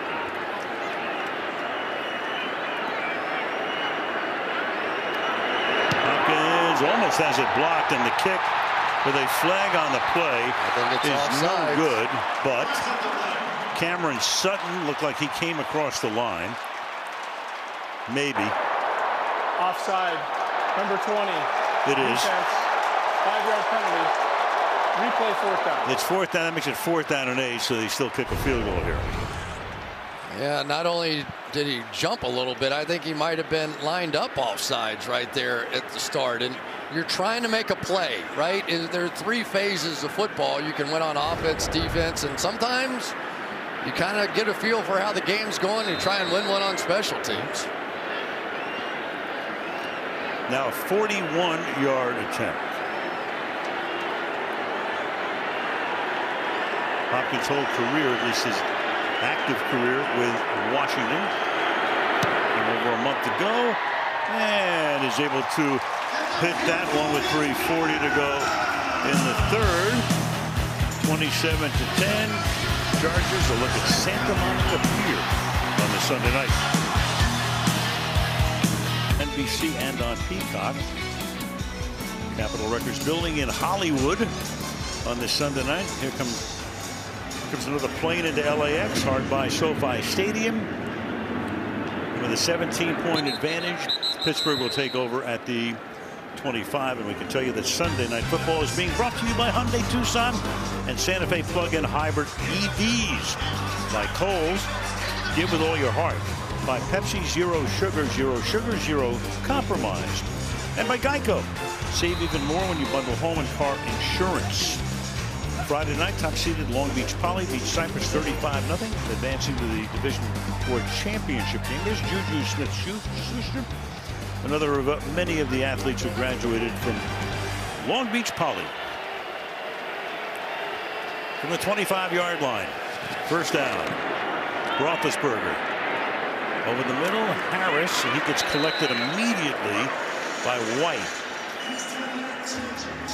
Brandon Staley, the head coach of the Chargers. Take a look at this. He's with the Bears for a couple of years, outside linebackers coach, so he has Khalil Mack. He goes to the Broncos with Vic Fangio. He gets Von Miller, 8-time Pro Bowler. Last year with the Rams as the defensive coordinator, he gets Aaron Donald and Jalen Ramsey.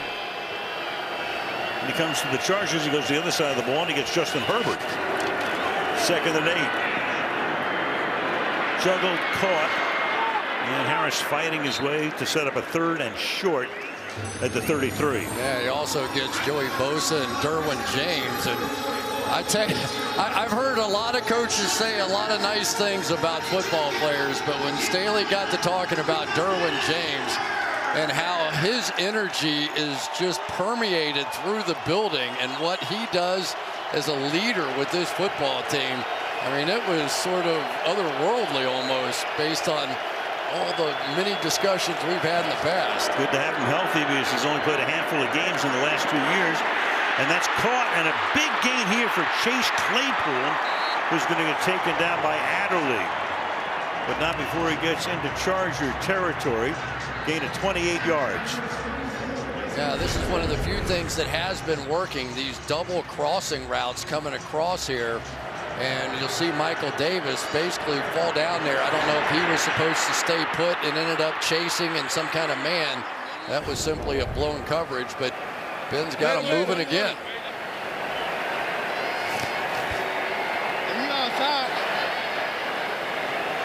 Under 2 minutes left in the 3rd.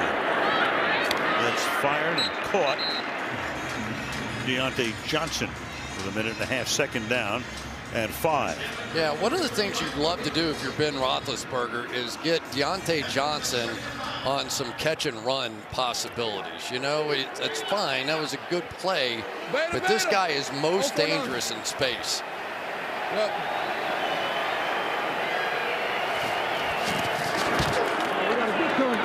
And on 2nd and 5, here's Harris, and what a tackle there as he tries to swing to the outside. And the tackle is made there by Asante Samuel, who gets shaken up a little bit and has to come out. Yeah, I'm not so sure he didn't take a shot here. Let's see. But you definitely now want to at least consider on the outside Devon Campbell, who had a bit of a rough day against Justin Jefferson a week ago, and he's down at the bottom of your screen here against Deontay Johnson. So 3rd down and 2 with Samuel coming out at least for 1 play. Waning seconds of the 3rd, and a little pump fake, and then the pass is caught by Harris, and he has a 1st down at the 25-yard line. Campbell making the stop. Yeah, they immediately covered up for Campbell on the outside and played the safety in behind him. So defensive coaches know what they're doing too. Clock running out in the 3rd, and Pittsburgh wants to get off as many plays as they can, down by 3 possessions. Snap it with the final 2nd on the clock in the quarter. Ben looking, throwing, caught, and that's Bosa going out there to take down the tight end Eric Ebron and take us to the 4th. 27-10, the Chargers on top. And Sunday Night Football continues right after these messages.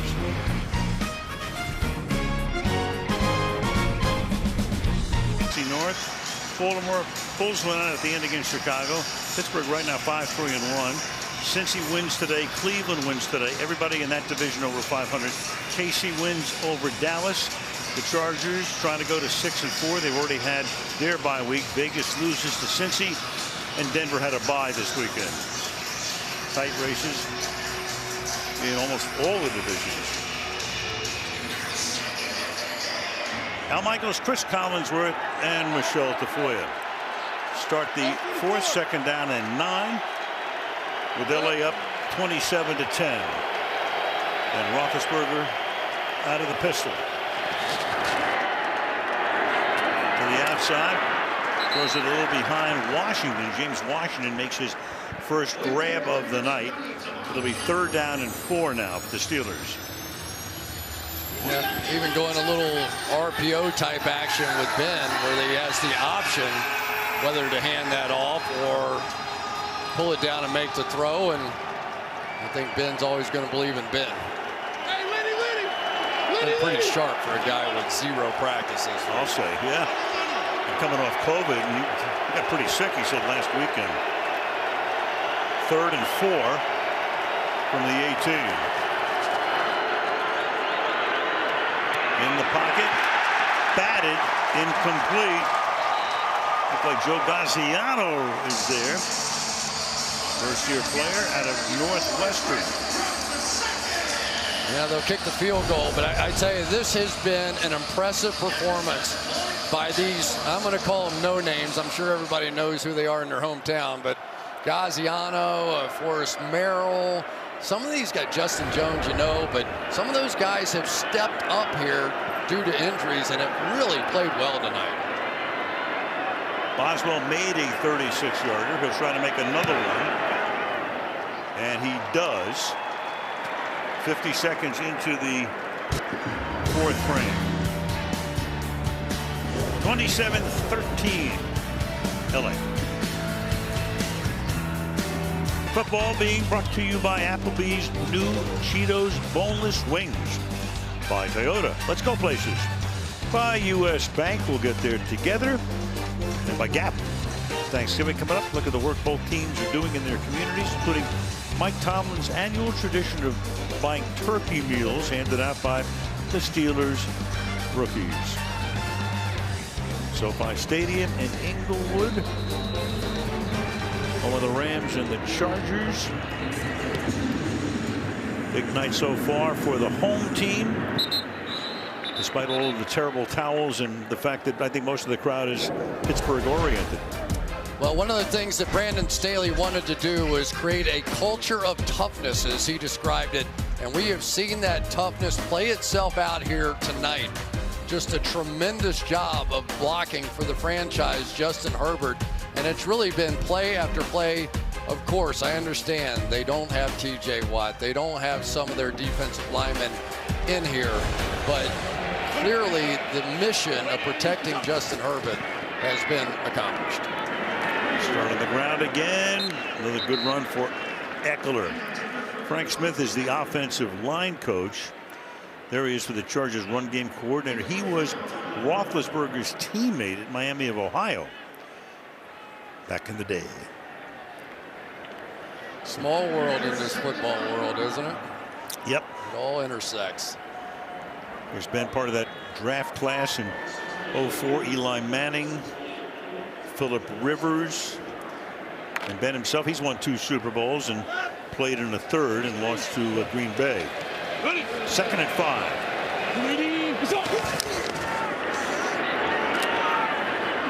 And Eckler submarines his way for about 3.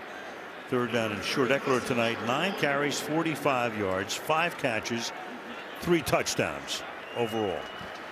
And here we go. Here comes the blitz package if they want to be able to do that. Their linebacker Robert Spillane, number 41, is certainly a guy that we've seen blitzing in the past, but also Terrell Edmonds, a safety. We've seen Miles Killebrew. Snap it quickly. Herbert throwing and good coverage there and incomplete. So quick snap, quick throw. And for the first time in the game, the Chargers will punt. Yeah, it was interesting because Pittsburgh really wasn't settled at all at the snap, but apparently neither were the Chargers. You know, they've been so efficient. That was a long throw on a 3rd down and short. Ty Long, good average. 48 yards per kick. Ray McLeod, there's a flag down right at the outset. McLeod fields at the 19. Another flag comes down, so you got 2 penalties on the play. Tackled up at the 32, pending the call.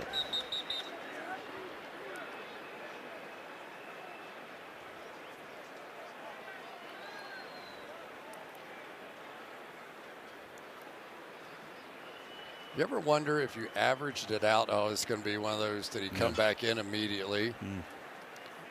He got pushed back out. Well, that was the first flag. And then there was a flag after the run back began.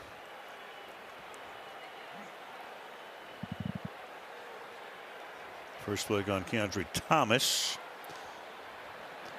of the Chargers. Sometimes I do wonder, though, if you averaged it out over the whole year. Yep.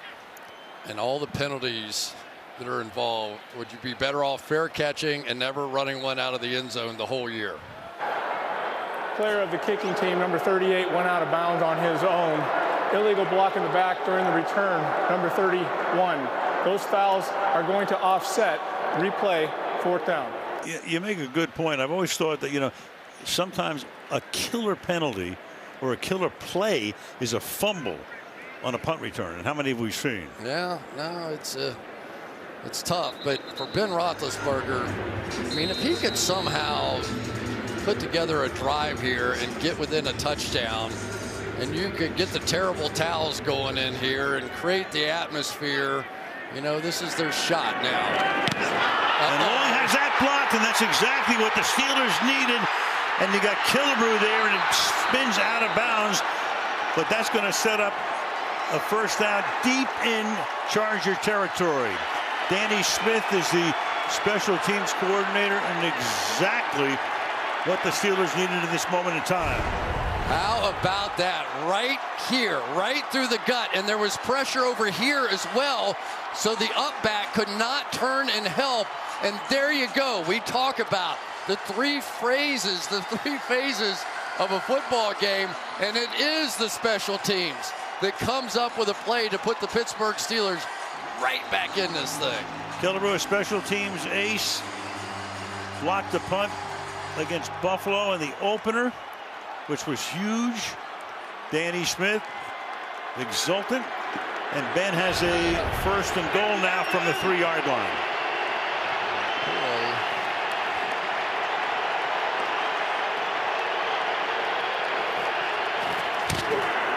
With the backfield empty, the pass is incomplete. Harris out there, he's covered by White. 2nd and goal. Well, here we go. We're down inside the 5-yard line again, and at least the initial play, a pass. So I just wonder how much confidence they have in the power of this offensive line right now due to some of those injuries on the interior of the offensive line, and feeling like maybe Ben is their best chance. Yeah, great point. They line Harris up in the backfield after they went empty on 1st down. Tight formation. Play clock at 2. Claypool, nothing happening there. That is sniffed out by Nasir Adderley for a loss. Yeah, they tried that play on the earlier red zone possession as well, and it did a little better than that. You'll see it coming right at you. But really a heads-up play there by Adderley. And here they are. Now they've gone backwards. I tell you, this has been the place that for Pat Freiermuth, this has been where he has been strongest. 3rd and goal. Little conversation there with Harris. Motion man Claypool. Play clock at 1. Ben throws. Batted. Incomplete. Justin Jones. So they don't run Harris one time. Two, you know, the way Ben looked over there, you think he was talking about that play call? I don't know. Yeah.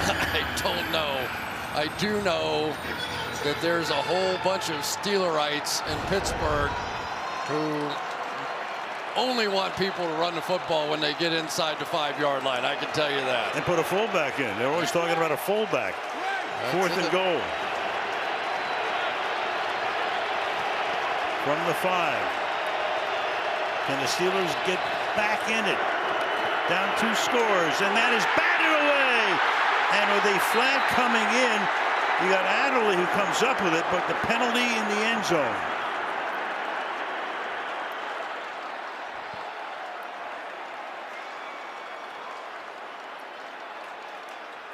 Did Tavon Campbell get there too soon? Let's look. Yes, sir. Wrapped all the way around. Pass interference. Number 20. Defense. Ball occurred at the 1-yard line. Automatic. First down. Tell you what, I'll bet you $1,000 they run the ball right here. I'll tell you the other thing too is Campbell's in there. Samuel got hurt. Yeah. And Asante has not been back since.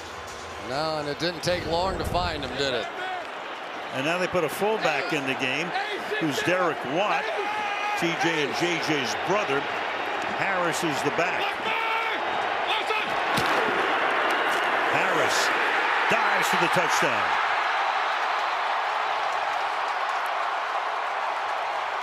You would have won $1,000. I didn't take the bet. Trust me. I knew you wouldn't.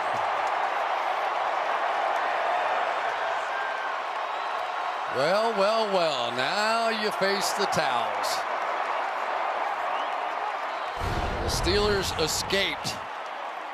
And when you have a back like this, he needs opportunities in the red zone. I'll just leave it at that. Boswell for the extra point.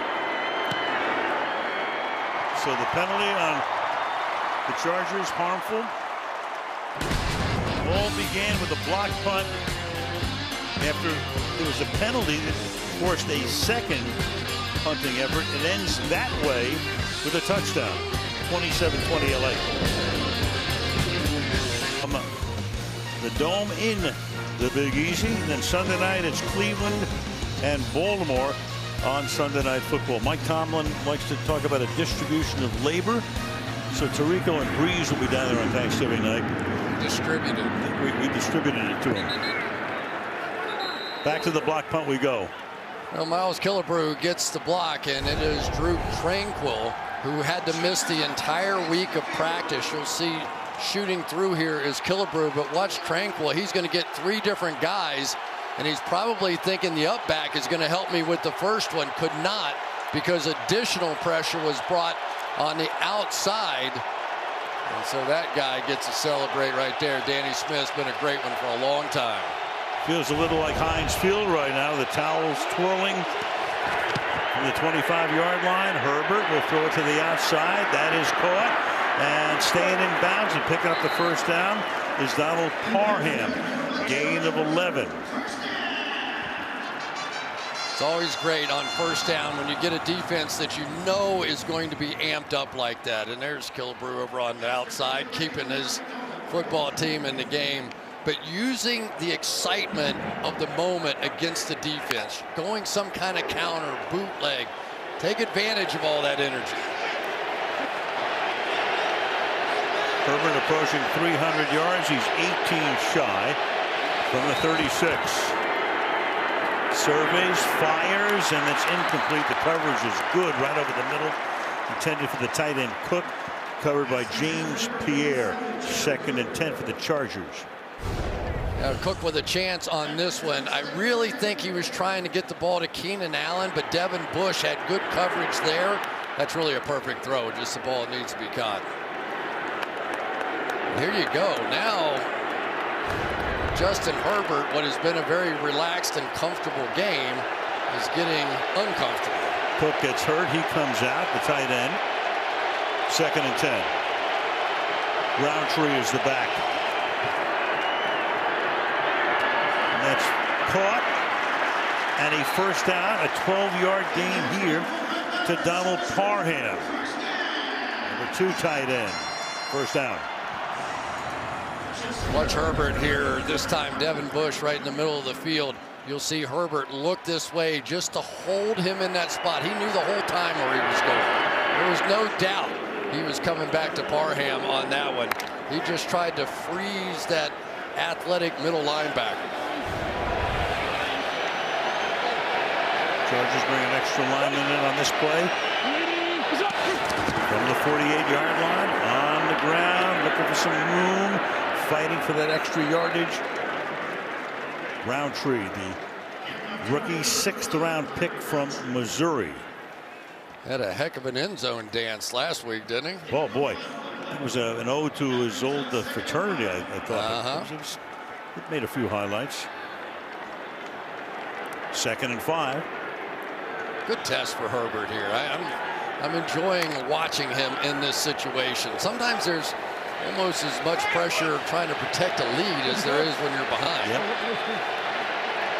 Yeah, you're being chased. You don't want to give him anything free. Herbert, fire, look out, and almost picked. Got it away quickly. Keenan Allen throw a little bit high. Coverage was good. It's 3rd down and 5 with 9.5 to go. Blitz coming right off the edge, but I tell you, if they don't get a hand on this ball right, if Keenan Allen does not touch that football, it is intercepted by Terrell Edmonds. Pressure put on that time by Arthur Millette. That is a big non-catch right there. Perfect deflection. 3rd and 5. Herbert, here he goes again. A ton of room inside the 30. Herbert looking like Emmitt Smith. I mean, look at, and then Herbert, he's down, and now what do you got going on here? You got Hayward there. You got Millette down. You got a 36-yard gain. And everybody holding their breath, and every Charger fan anyway. A flag on the play at the end of the play. Herbert's now run for 93 yards, pending the penalty here, which I think came post-play. I tell you, Cameron Hayward is unbelievable. He chased down Herbert after the conclusion and of the kept play. the touchdown off the board. Number 97 defense. That penalty will be enforced half the distance to the goal. Automatic first down. It's on Hayward. That'll cost them extra yards. Here's the play again. Yeah, I mean, it was a fantastic play, first of all. You'll see Hayward chasing all the way back down the field for a defensive lineman as tired as he must be to make this play. Now, it has nothing to do with Herbert, but you're going to see coming out of the corner Josh Palmer trying to lift him off his quarterback, and that is what Hayward reacted to. Hayward's going to go all the way. Look at him. He's exhausted, but keeps chugging and keeps these points off the board, at least for now. Not quite Metcalf running down Baker in Seattle, Arizona with a pretty good play. Not quite. 1st and goal. Can he get in for the 4th time? He does! Austin Eckler for the touchdown.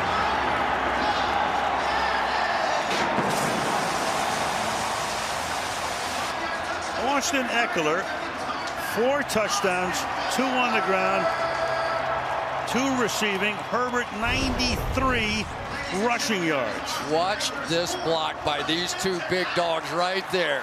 Rashawn Slater, Matt Filer. You know how tired Cameron Hayward had to be after chasing that play down. They went right after him with the double team and got the movement they needed. Extra point here. Hopkins. You know, we're in the home of Hollywood. That's entertainment. If the Chargers aren't entertaining, right now, I give up. They are indeed. The run by Herbert. He's chasing 300 yards passing and 100 yards rushing. Right on the cusp.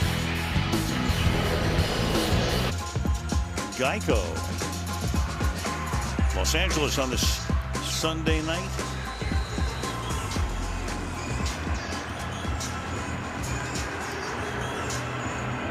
Beautiful day here. Nice night. Under the roof at SoFi.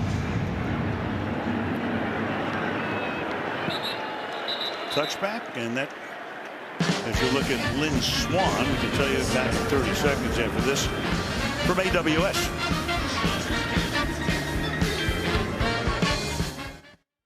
According to AWS Next Gen Stats, Lockett had a 25.9% chance to catch that. What a play! AWS, you can stat that. King's right, 2 Y banana, alert diamond. Stat that.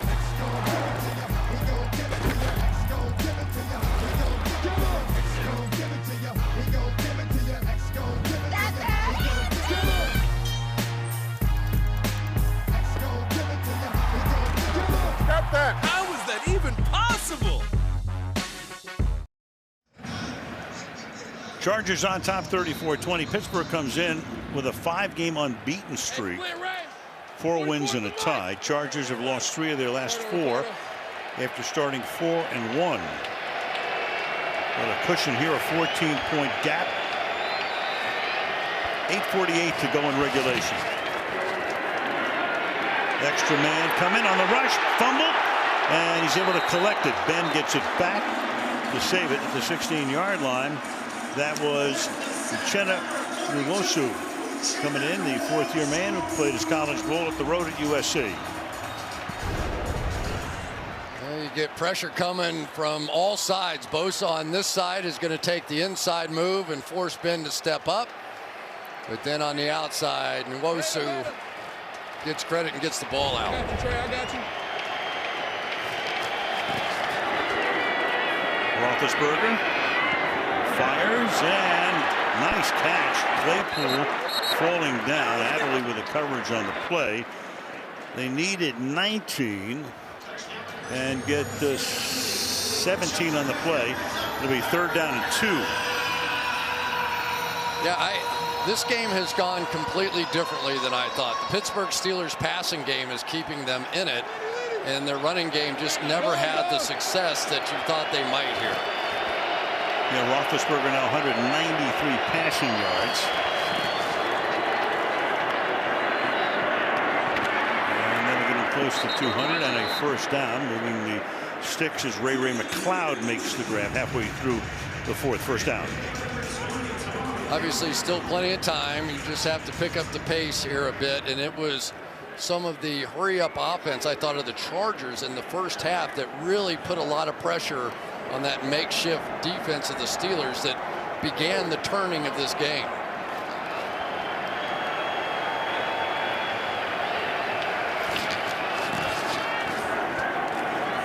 Four-man rush. Harris. And some nice tackling tonight. Campbell makes a stop there. Let's go to Michelle. Well, Asante Samuel is officially out with a concussion as we see the injury now to Najee Harris. But here's Asante Samuel on this play. And there's some extra concern because he had his first concussion 2 weeks ago, week 9. So now officially with his second, and we'll get word now on Najee as we look at that, Al. Yeah, Najee needs some time, and we'll take some time right here.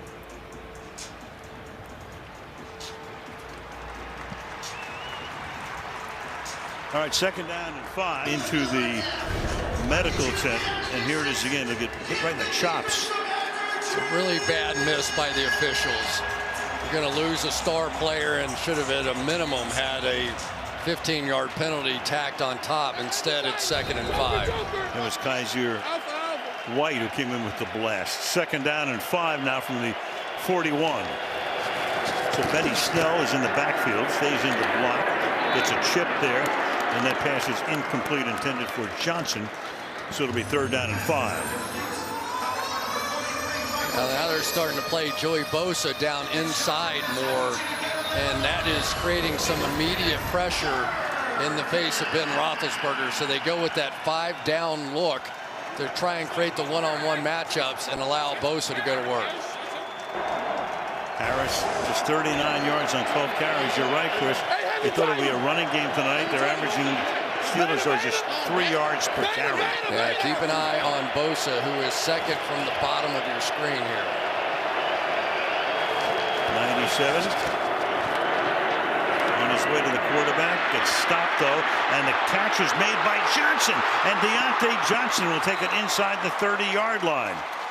So a crucial conversion with 6.5 to go on a 3rd down and 5 for 32 yards. Some people wait all night for Sunday night. I waited all night to see this. A little catch and run out of Deontay Johnson, just so explosive. And as you talk to the Chargers coaches, they were worried most about this guy and his ability in the open field. Johnson 7 catches, and that puts him in triple figures tonight at 101.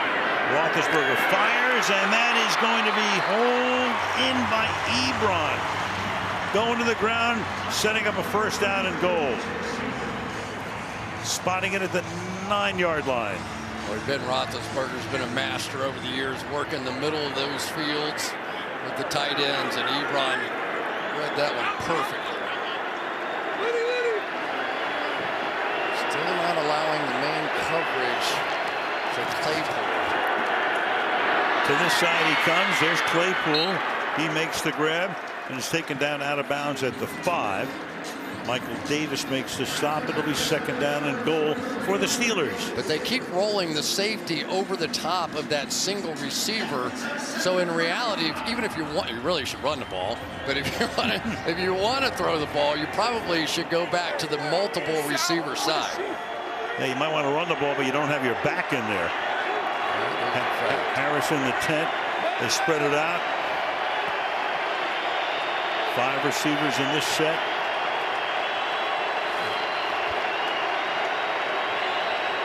Play clock all the way down. And Roethlisberger throws it to Ebron. The tight end will take it in for the score. So Eric Ebron, the long pass on 3rd and 5, and then converts for the touchdown. Yeah, one of the advantages when you can go back to that multiple side here, just an out, you can see they're going to separate those safeties one more time. And that's going to create some catch and run ability. And that's, I call that the new Green Bay sweep, where you just go out there with your receivers, do a little blocking, get the ball, and let's go. Boswell now for the extra point. It's hard to kill the Pittsburgh Steelers, isn't it? Tell me. The old killer bees. At least you got Ben and Boswell anyway. Other guys are long gone. 34-27. Fewest games to 150 wins among head coaches. Look at this list. Shula, Hallis, Lambeau, and then Tomlin at 233 games. And Mike will probably win a few more before this campaign is done. Yeah, I always say about stats, show me who else is on that list. I'll tell you how impressive the stat is. That's impressive. That's pretty good, and that speaks to longevity as well. Got the job. He was only a 1-year defensive coordinator in Minnesota. Took over for Bill Cowher. Of course, in a half-century, the Steelers have had 3 head coaches, won a Super Bowl, but still takes a little bit of heat. You know, they want him to do more. Some Steeler fans, but what else is new? They want to do more than what he's done. That's interesting. But the one thing I did find interesting was that as a very young coach at age 24, he was a wide receiver coach, and he was advised that it's probably in his best interest to move to the defensive side of the ball. That was Art Rooney sitting in the screen behind us, and that pass intended for Allen is incomplete. Yeah, move to the defensive side of the ball because he felt like for minority coaches, that was the quickest path to have a chance to move up in the National Football League. It's amazing a 24-year-old could be thinking like that, but I think he knew who he was, and he said people like Tony Dungy and Ray Rhodes were all defensive backfield coaches, so that's what I wanted to do, and that was his path. I give the Rooneys a lot of credit. You bring this young guy in, doesn't have that much experience, give him the reins, and it's worked out for a decade and a half. 2nd and 10. Look out. And that is batted and up in the air, and it winds up in the hands of Cam Sutton. Cam Hayward batted it in the air, Cam to Cam.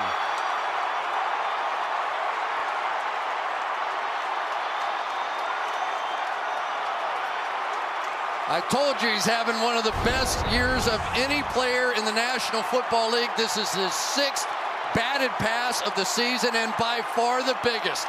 Shoots it straight up in the air, and then the other Cam. Cameron Sutton's going to come over and make a diving play on this one. And the Pittsburgh Steelers, in the most bizarre ways, a block kick, a tip pass, are right back in this football game. And Sutton gets shaken up on the play, but he gets up now. They take him out. And this could be a penalty. I think it's on Storm Norton. A little helmet to helmet on that hit. Of course, he had to touch him down. He didn't have to helmet him down. And wouldn't you know it, that Cameron Hayward, when you least expect it, he had a penalty on the other end. He chased down that play. He's been everywhere tonight, but no question, the play of the night. He's the one superstar left standing on this defense. Here comes the hit right there. Could have been a call, but they didn't make the call, and there's no flag. So it's at the 11-yard line. Can get a first without a touchdown. 1st and 10 at the 11. Balaj is the running back, but they set him up in the slot. Going empty here, and Roethlisberger to the end zone and incomplete for Claypool. Any flag is thrown on that play in the offensive backfield. Personal foul, unnecessary roughness, number 97, defense. Half the distance to the goal, automatic first down. Joey Bosa makes it a first down and goal. We saw frustration out of Hayward. Now we're seeing some frustration, I think, out of Bosa. Completely unnecessary, and it hurts. And that's 12 penalties against the Chargers tonight for 75 yards.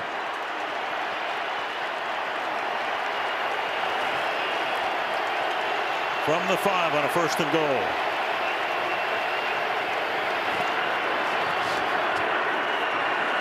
Roethlisberger, that pump fake, and then over the middle into a lot of traffic. Dangerous, intended for Balaj. Second and goal. Michelle. Najee Harris is being evaluated for a concussion, went back to the locker room, so he is not on the field right now, guys. So Harris is back there. That means you got Benny Snell and Kalen Balaj. As you look at Hayward, seeing if his big play can be paid off and tie the game. I think you have to consider this 4 down territory here, right? 4:28, probably.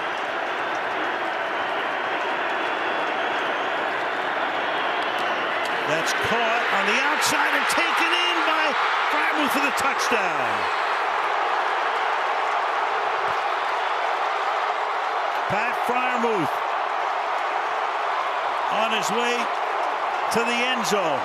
And a Boswell extra point will make it 34-all. And watch Schutz Okorafor come out and make this block.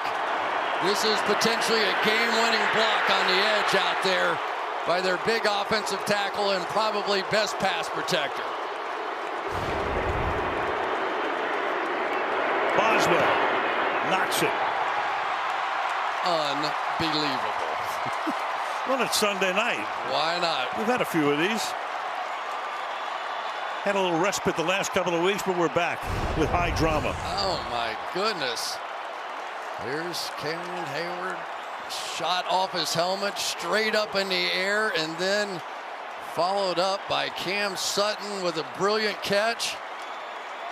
Oh, my goodness. The Pittsburgh Steelers, you just cannot kill them. No matter what, they won't go away. We had everything but Renegade coming out of here. Well, wow. If they win this one, it'll be, you forget after the tie last weekend, you're going, what was that all about? The tie against Detroit, but this would be if they win this one, a 6-game unbeaten streak. And let's not underestimate what Ben Roethlisberger is doing. He was sick as a dog a week ago, goes through all the COVID testing, all the protocols, barely comes out the other end, and here he is with no practice, putting on a show. Back to Michelle again. Yeah, this drama really began, Chris and Al, a week ago. He was shocked when he tested positive for COVID. Had a fever, a cough, was so exhausted. But he had a breakthrough case, as did his dad, by the way. Both guys are vaccinated. No one else in the family tested positive. He had to drive to the facility every day to test. His first negative result was early Friday morning. Took the next one, as he told us, as early as possible Saturday. Was at home helping homeschool the kids who couldn't go to school. Big week, tough week. And now that he's already had it, he has a 90-day vacation, as he said, from testing. And that is juggled and then lost. Is it a catch or not? No, they say. So they get a break there because Cook was there. Schobert knocks him down. 2nd down and 10. Incomplete. Big drops by these tight ends out here tonight. And Jared Cook is a very sure-handed guy. That was easy. He just took his eyes off of it and turned up the field. And I tell you, Justin Herbert now, he is going to be tested. 2nd and 10. Pittsburgh's erased a 14-point deficit. Herbert under pressure and down he goes. Alex Highsmith coming in, number 56. And now it feels like Heinz Field. They finally got the one-on-one against Storm Norton on the outside. Their best pass rusher left. Alex Highsmith with a great spin move, and there you go. 3rd and 15, and a timeout is called here. The Chargers got to the line. Steelers weren't ready. The Chargers wanted to run a play as fast as they possibly could. And Tomlin takes the timeout. Can you believe this? It all started with that block punt, didn't it? That just, you could just feel the energy shift inside this building, and 24 points now in the fourth quarter for the Pittsburgh Steelers. 17-10 was the halftime score.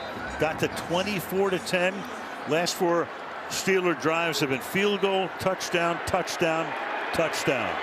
The Chargers, one of the very best teams on third and very long situation. The Steelers, one of the best defenses in this situation. Strength against strength. They send four. Herbert fires. That's going to be caught. And that is going to be close to a first down. Cook, where are they going to spot it? I mean, this is very interesting. Just short. Yep. Well, Staley loves to go for it on fourth down. Will he? I think you have to in this situation. Let's take a look.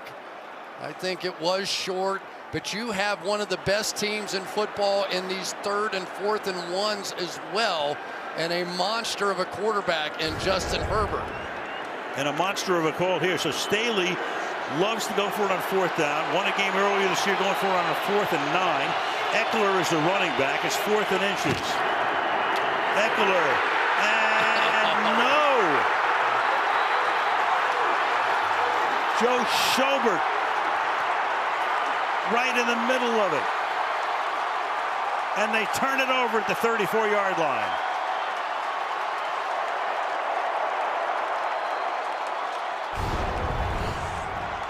There he goes, and they don't get the down block from the outside. They worried about Cameron Hayward, but he was not the guy that made the play. They go unblocked to Schobert. Calamete did not get down. Instead, he focused on the guy that he knew was so dangerous in Cameron Hayward. And sometimes it is just a presence of a great player that makes a difference in the game. And with your kicker, Boswell, you're already in field goal range here. Again, Harris back in the locker room. Balaj is the back. And everyone, oh.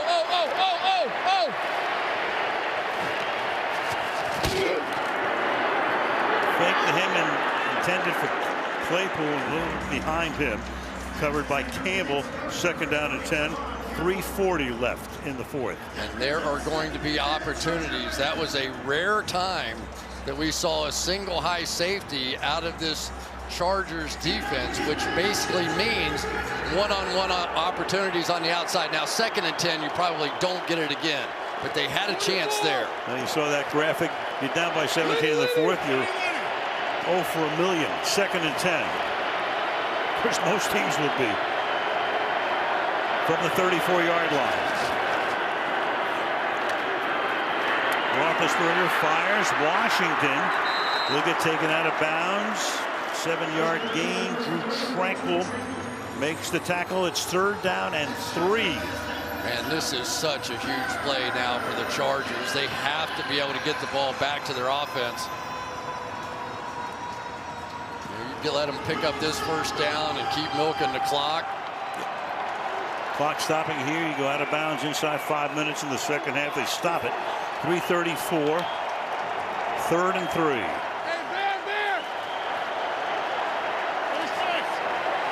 Five defensive backs. They go 3 wide in a bunch, and Roethlisberger is going to take a timeout.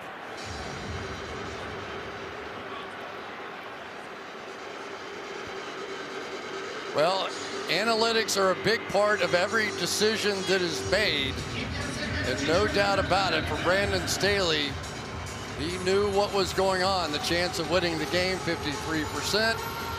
Convert it, it jumps to 62 if they're stopped, 32 if you punt it, 49. So pretty even distribution right there. I was a little surprised they didn't use their big quarterback there to try and pick that one up, but I tell you, if you give the Pittsburgh Steelers a chance in the amount of time it takes to turn around and hand the ball off, I feel like I've just seen that too many times, you know, where they get some penetration from somebody and there they are. It's a recurring movie. 3rd and 3.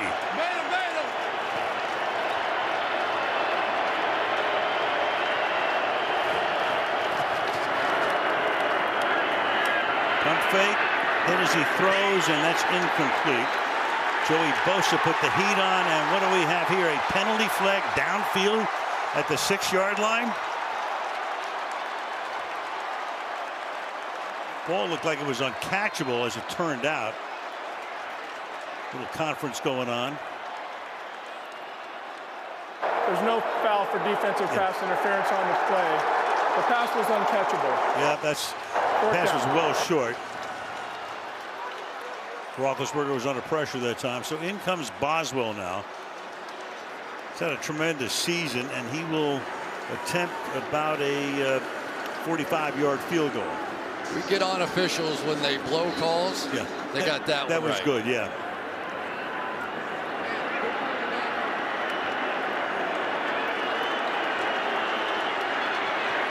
Harvin to hold it from 45 out to give him the lead, and the kick is good. So the Pittsburgh Steelers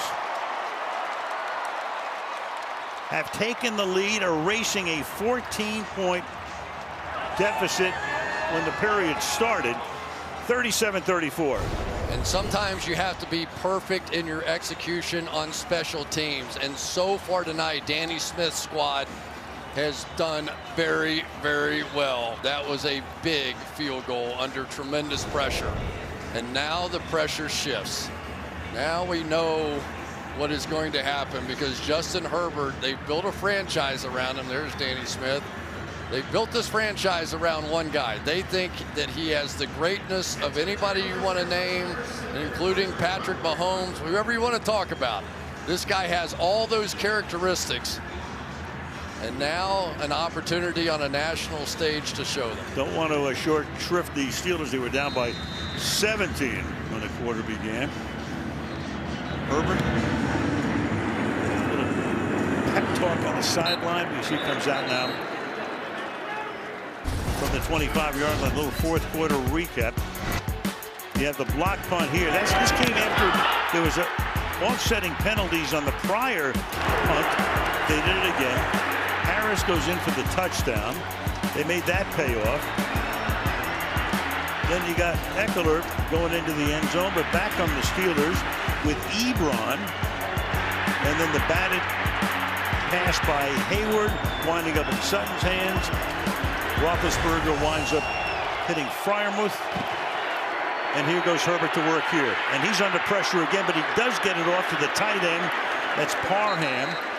Picks up about 5 to the 30. Tackled by Wormley. 2nd and 5. Yeah, so first down on the prior play with all that energy. They went bootleg. They go screen here, and both of them end up working. So it's really going to be a lot of pressure now on Storm Norton on the right side of this offensive line going up against Alex Highsmith. That's the matchup they have to win. Highsmith 56. Does the job this time. Throws. Eckler. There goes Eckler again. Eckler almost to midfield at the 47-yard line. Tackled by Bush.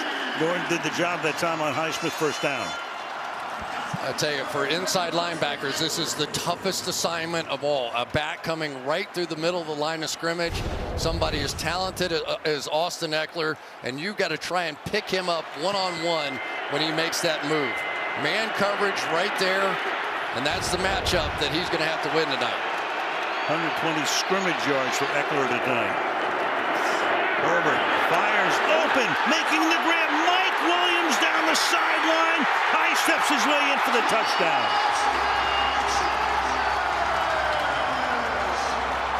What a game this is. That's 53 yards. Mike Williams, big play Mike, who hasn't had a touchdown in over a month. Just a huge mistake by the Pittsburgh Steelers. They had a slot blitz, and both defensive backs that were remaining reacted to the inside guy. They thought they were going to get an interception, and instead they give up a huge touchdown. And a big extra point to make it more than a field goal that the Steelers would need. Hopkins. He gets it, and LA is on top 41-37. So you're going to get a safety up here, and you're going to get a slot blitz coming right there. No problem. They're playing a deep defense behind it. You can't get burned on that defense. But both defensive backs, that time Cameron Sutton and the safety Trey Norwood, are going to react, trying to get a trap interception coming in that way. And they completely leave free Mike Williams. And for the first time, you really feel Minkah Fitzpatrick's absence in this game, because, oh, that is just a killer mistake that would have never happened with Fitzpatrick in the game. This is one of those games where when they tell you, can you recap the game for those just tuning in, I would go, for those just tuning in, too bad.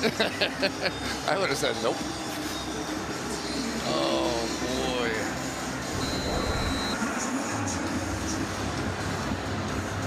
.209. Pittsburgh has used 2 timeouts. So they're down to their last one. And assuming this run back ends or touchback before the 2-minute warning. We'll get the second one here, but we'll get the 2-minute warning and 1 timeout. Okay, back down we go to Michelle again. Well, Najee Harris has made his return. He is out on the field in his helmet, obviously, and he went back, got checked for a concussion, and was clear now. There he was. Yep, he went to the tent, then he went to the locker room, and back he comes. He almost pushed the doctor down when he came out on the field to check on him, and then he had a pretty good argument on the sideline, but he did what they said. He went through the protocols, and here he is. And now with him flanking out as a receiver, that's a big difference. Now you almost have to treat him like he is a wide receiver. 5 receivers in this set going empty. On the 25-yard line. 4-man rush. Ben under pressure, and Ben's going to get sacked. And that's going to take us with Fackrell, Kyler Fackrell, sacking him to the 2-minute warning after a big sack here and setting up a 2nd down and long, 2nd and 18 when we come back on the other side of the break. And there is no break. We've got all the commercials we need. They're done. Over. All right, well, let's watch the inside move for the sack here then. We're just going to power our way right through and come up with a monster sack when they needed it most. They were playing all kinds of games on the other side with Bosa, stunning that way. And, of course, you're going to get all the attention. Once you get Bosa blocked, you go, okay, we're good. So week 11, another crazy week. Jonathan Taylor, 5 TDs in the regular season against the team #1 in points allowed. Fabulous year for him. Close games, 22 or 23 this season. Final play, which is crazy. It's like 2 a week. Patriots, of course, on top in the East as Buffalo loses today. Got thrashed by Indy. That's the old days. Some late runners for sure. New England, and keep an eye on the Colts. They lost 2 overtime games, or goodness gracious, the streak they'd be on right now. 7, 8 games, something like that. 2nd down and 18.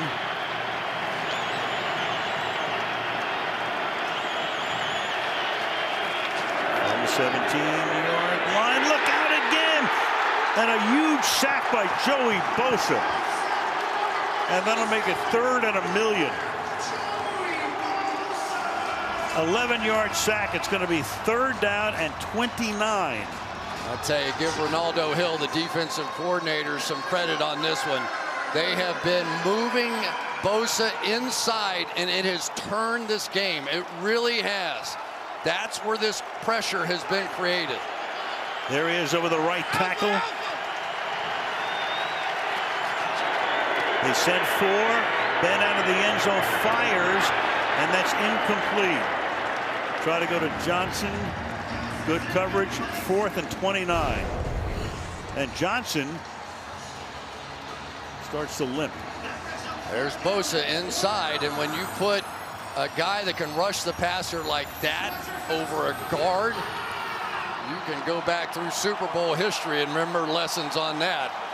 That is a tough assignment for those big guys inside. 3 sacks, 2 of them back-to-back. Put Cody White, a receiver, in the game, number 15, 4th and 29. Claypool, a great jump ball guy. Meanwhile, now on top of it, you got a delay of game. Delay of game, number 7, offense. Half the distance to the goal, 4th down. Well, that makes it 4th and 32. So the Steelers, to prolong the game, would have to get to the 35-yard line. They're at the 3.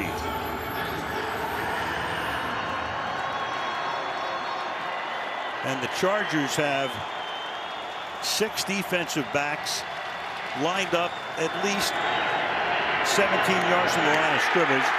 And that's going to pretty much end it right there. So the Chargers want to just make sure you don't have a defensive foul. And in a crazy Sunday night, well, why not? I mean, let's face it. Houston beat Tennessee today, right? Anything could happen. Your Chargers are fun to watch. I'll say that. People are going to say it's not like that. You know what I like about this team through the years is that, especially now in Los Angeles, and I said it before, that's entertainment. In this town, and I know pretty well here, you don't just have to win. You have to win and be very entertaining. And you need a rock star leading the way. And they currently have a rock star. There is just no doubt about it. I understand this was an undermanned Pittsburgh Steelers defense out here, but I have seen enough. I know enough about talent when I see it. He can do it all, and he won this game as much with his legs tonight as he did his arms. Yes, he did. 92 rushing yards, 382 passing yards, and a frustrated Steeler team that made a tremendous comeback, took the lead, had the Chargers on the ropes, and then that play to Mike Williams was a dagger. And the sacks. It really was. They brought pressure, but then almost acted like it was going to be one of those trap coverages on the outside, and both defensive backs that were left over there both converged on the inside guy and completely left the swing guy down the boundary wide open. It's just one of those mistakes that I'm telling you, no way that happens if you have Minkah Fitzpatrick back there. Steelers out of timeouts. One more kneel down will end it. And the Chargers will stay right on Kansas City's heels. They go to Denver next week. And Pittsburgh will take on the Bengals, who got healthy again today by beating Vegas. And sometimes as a franchise, you have one of those moments, right?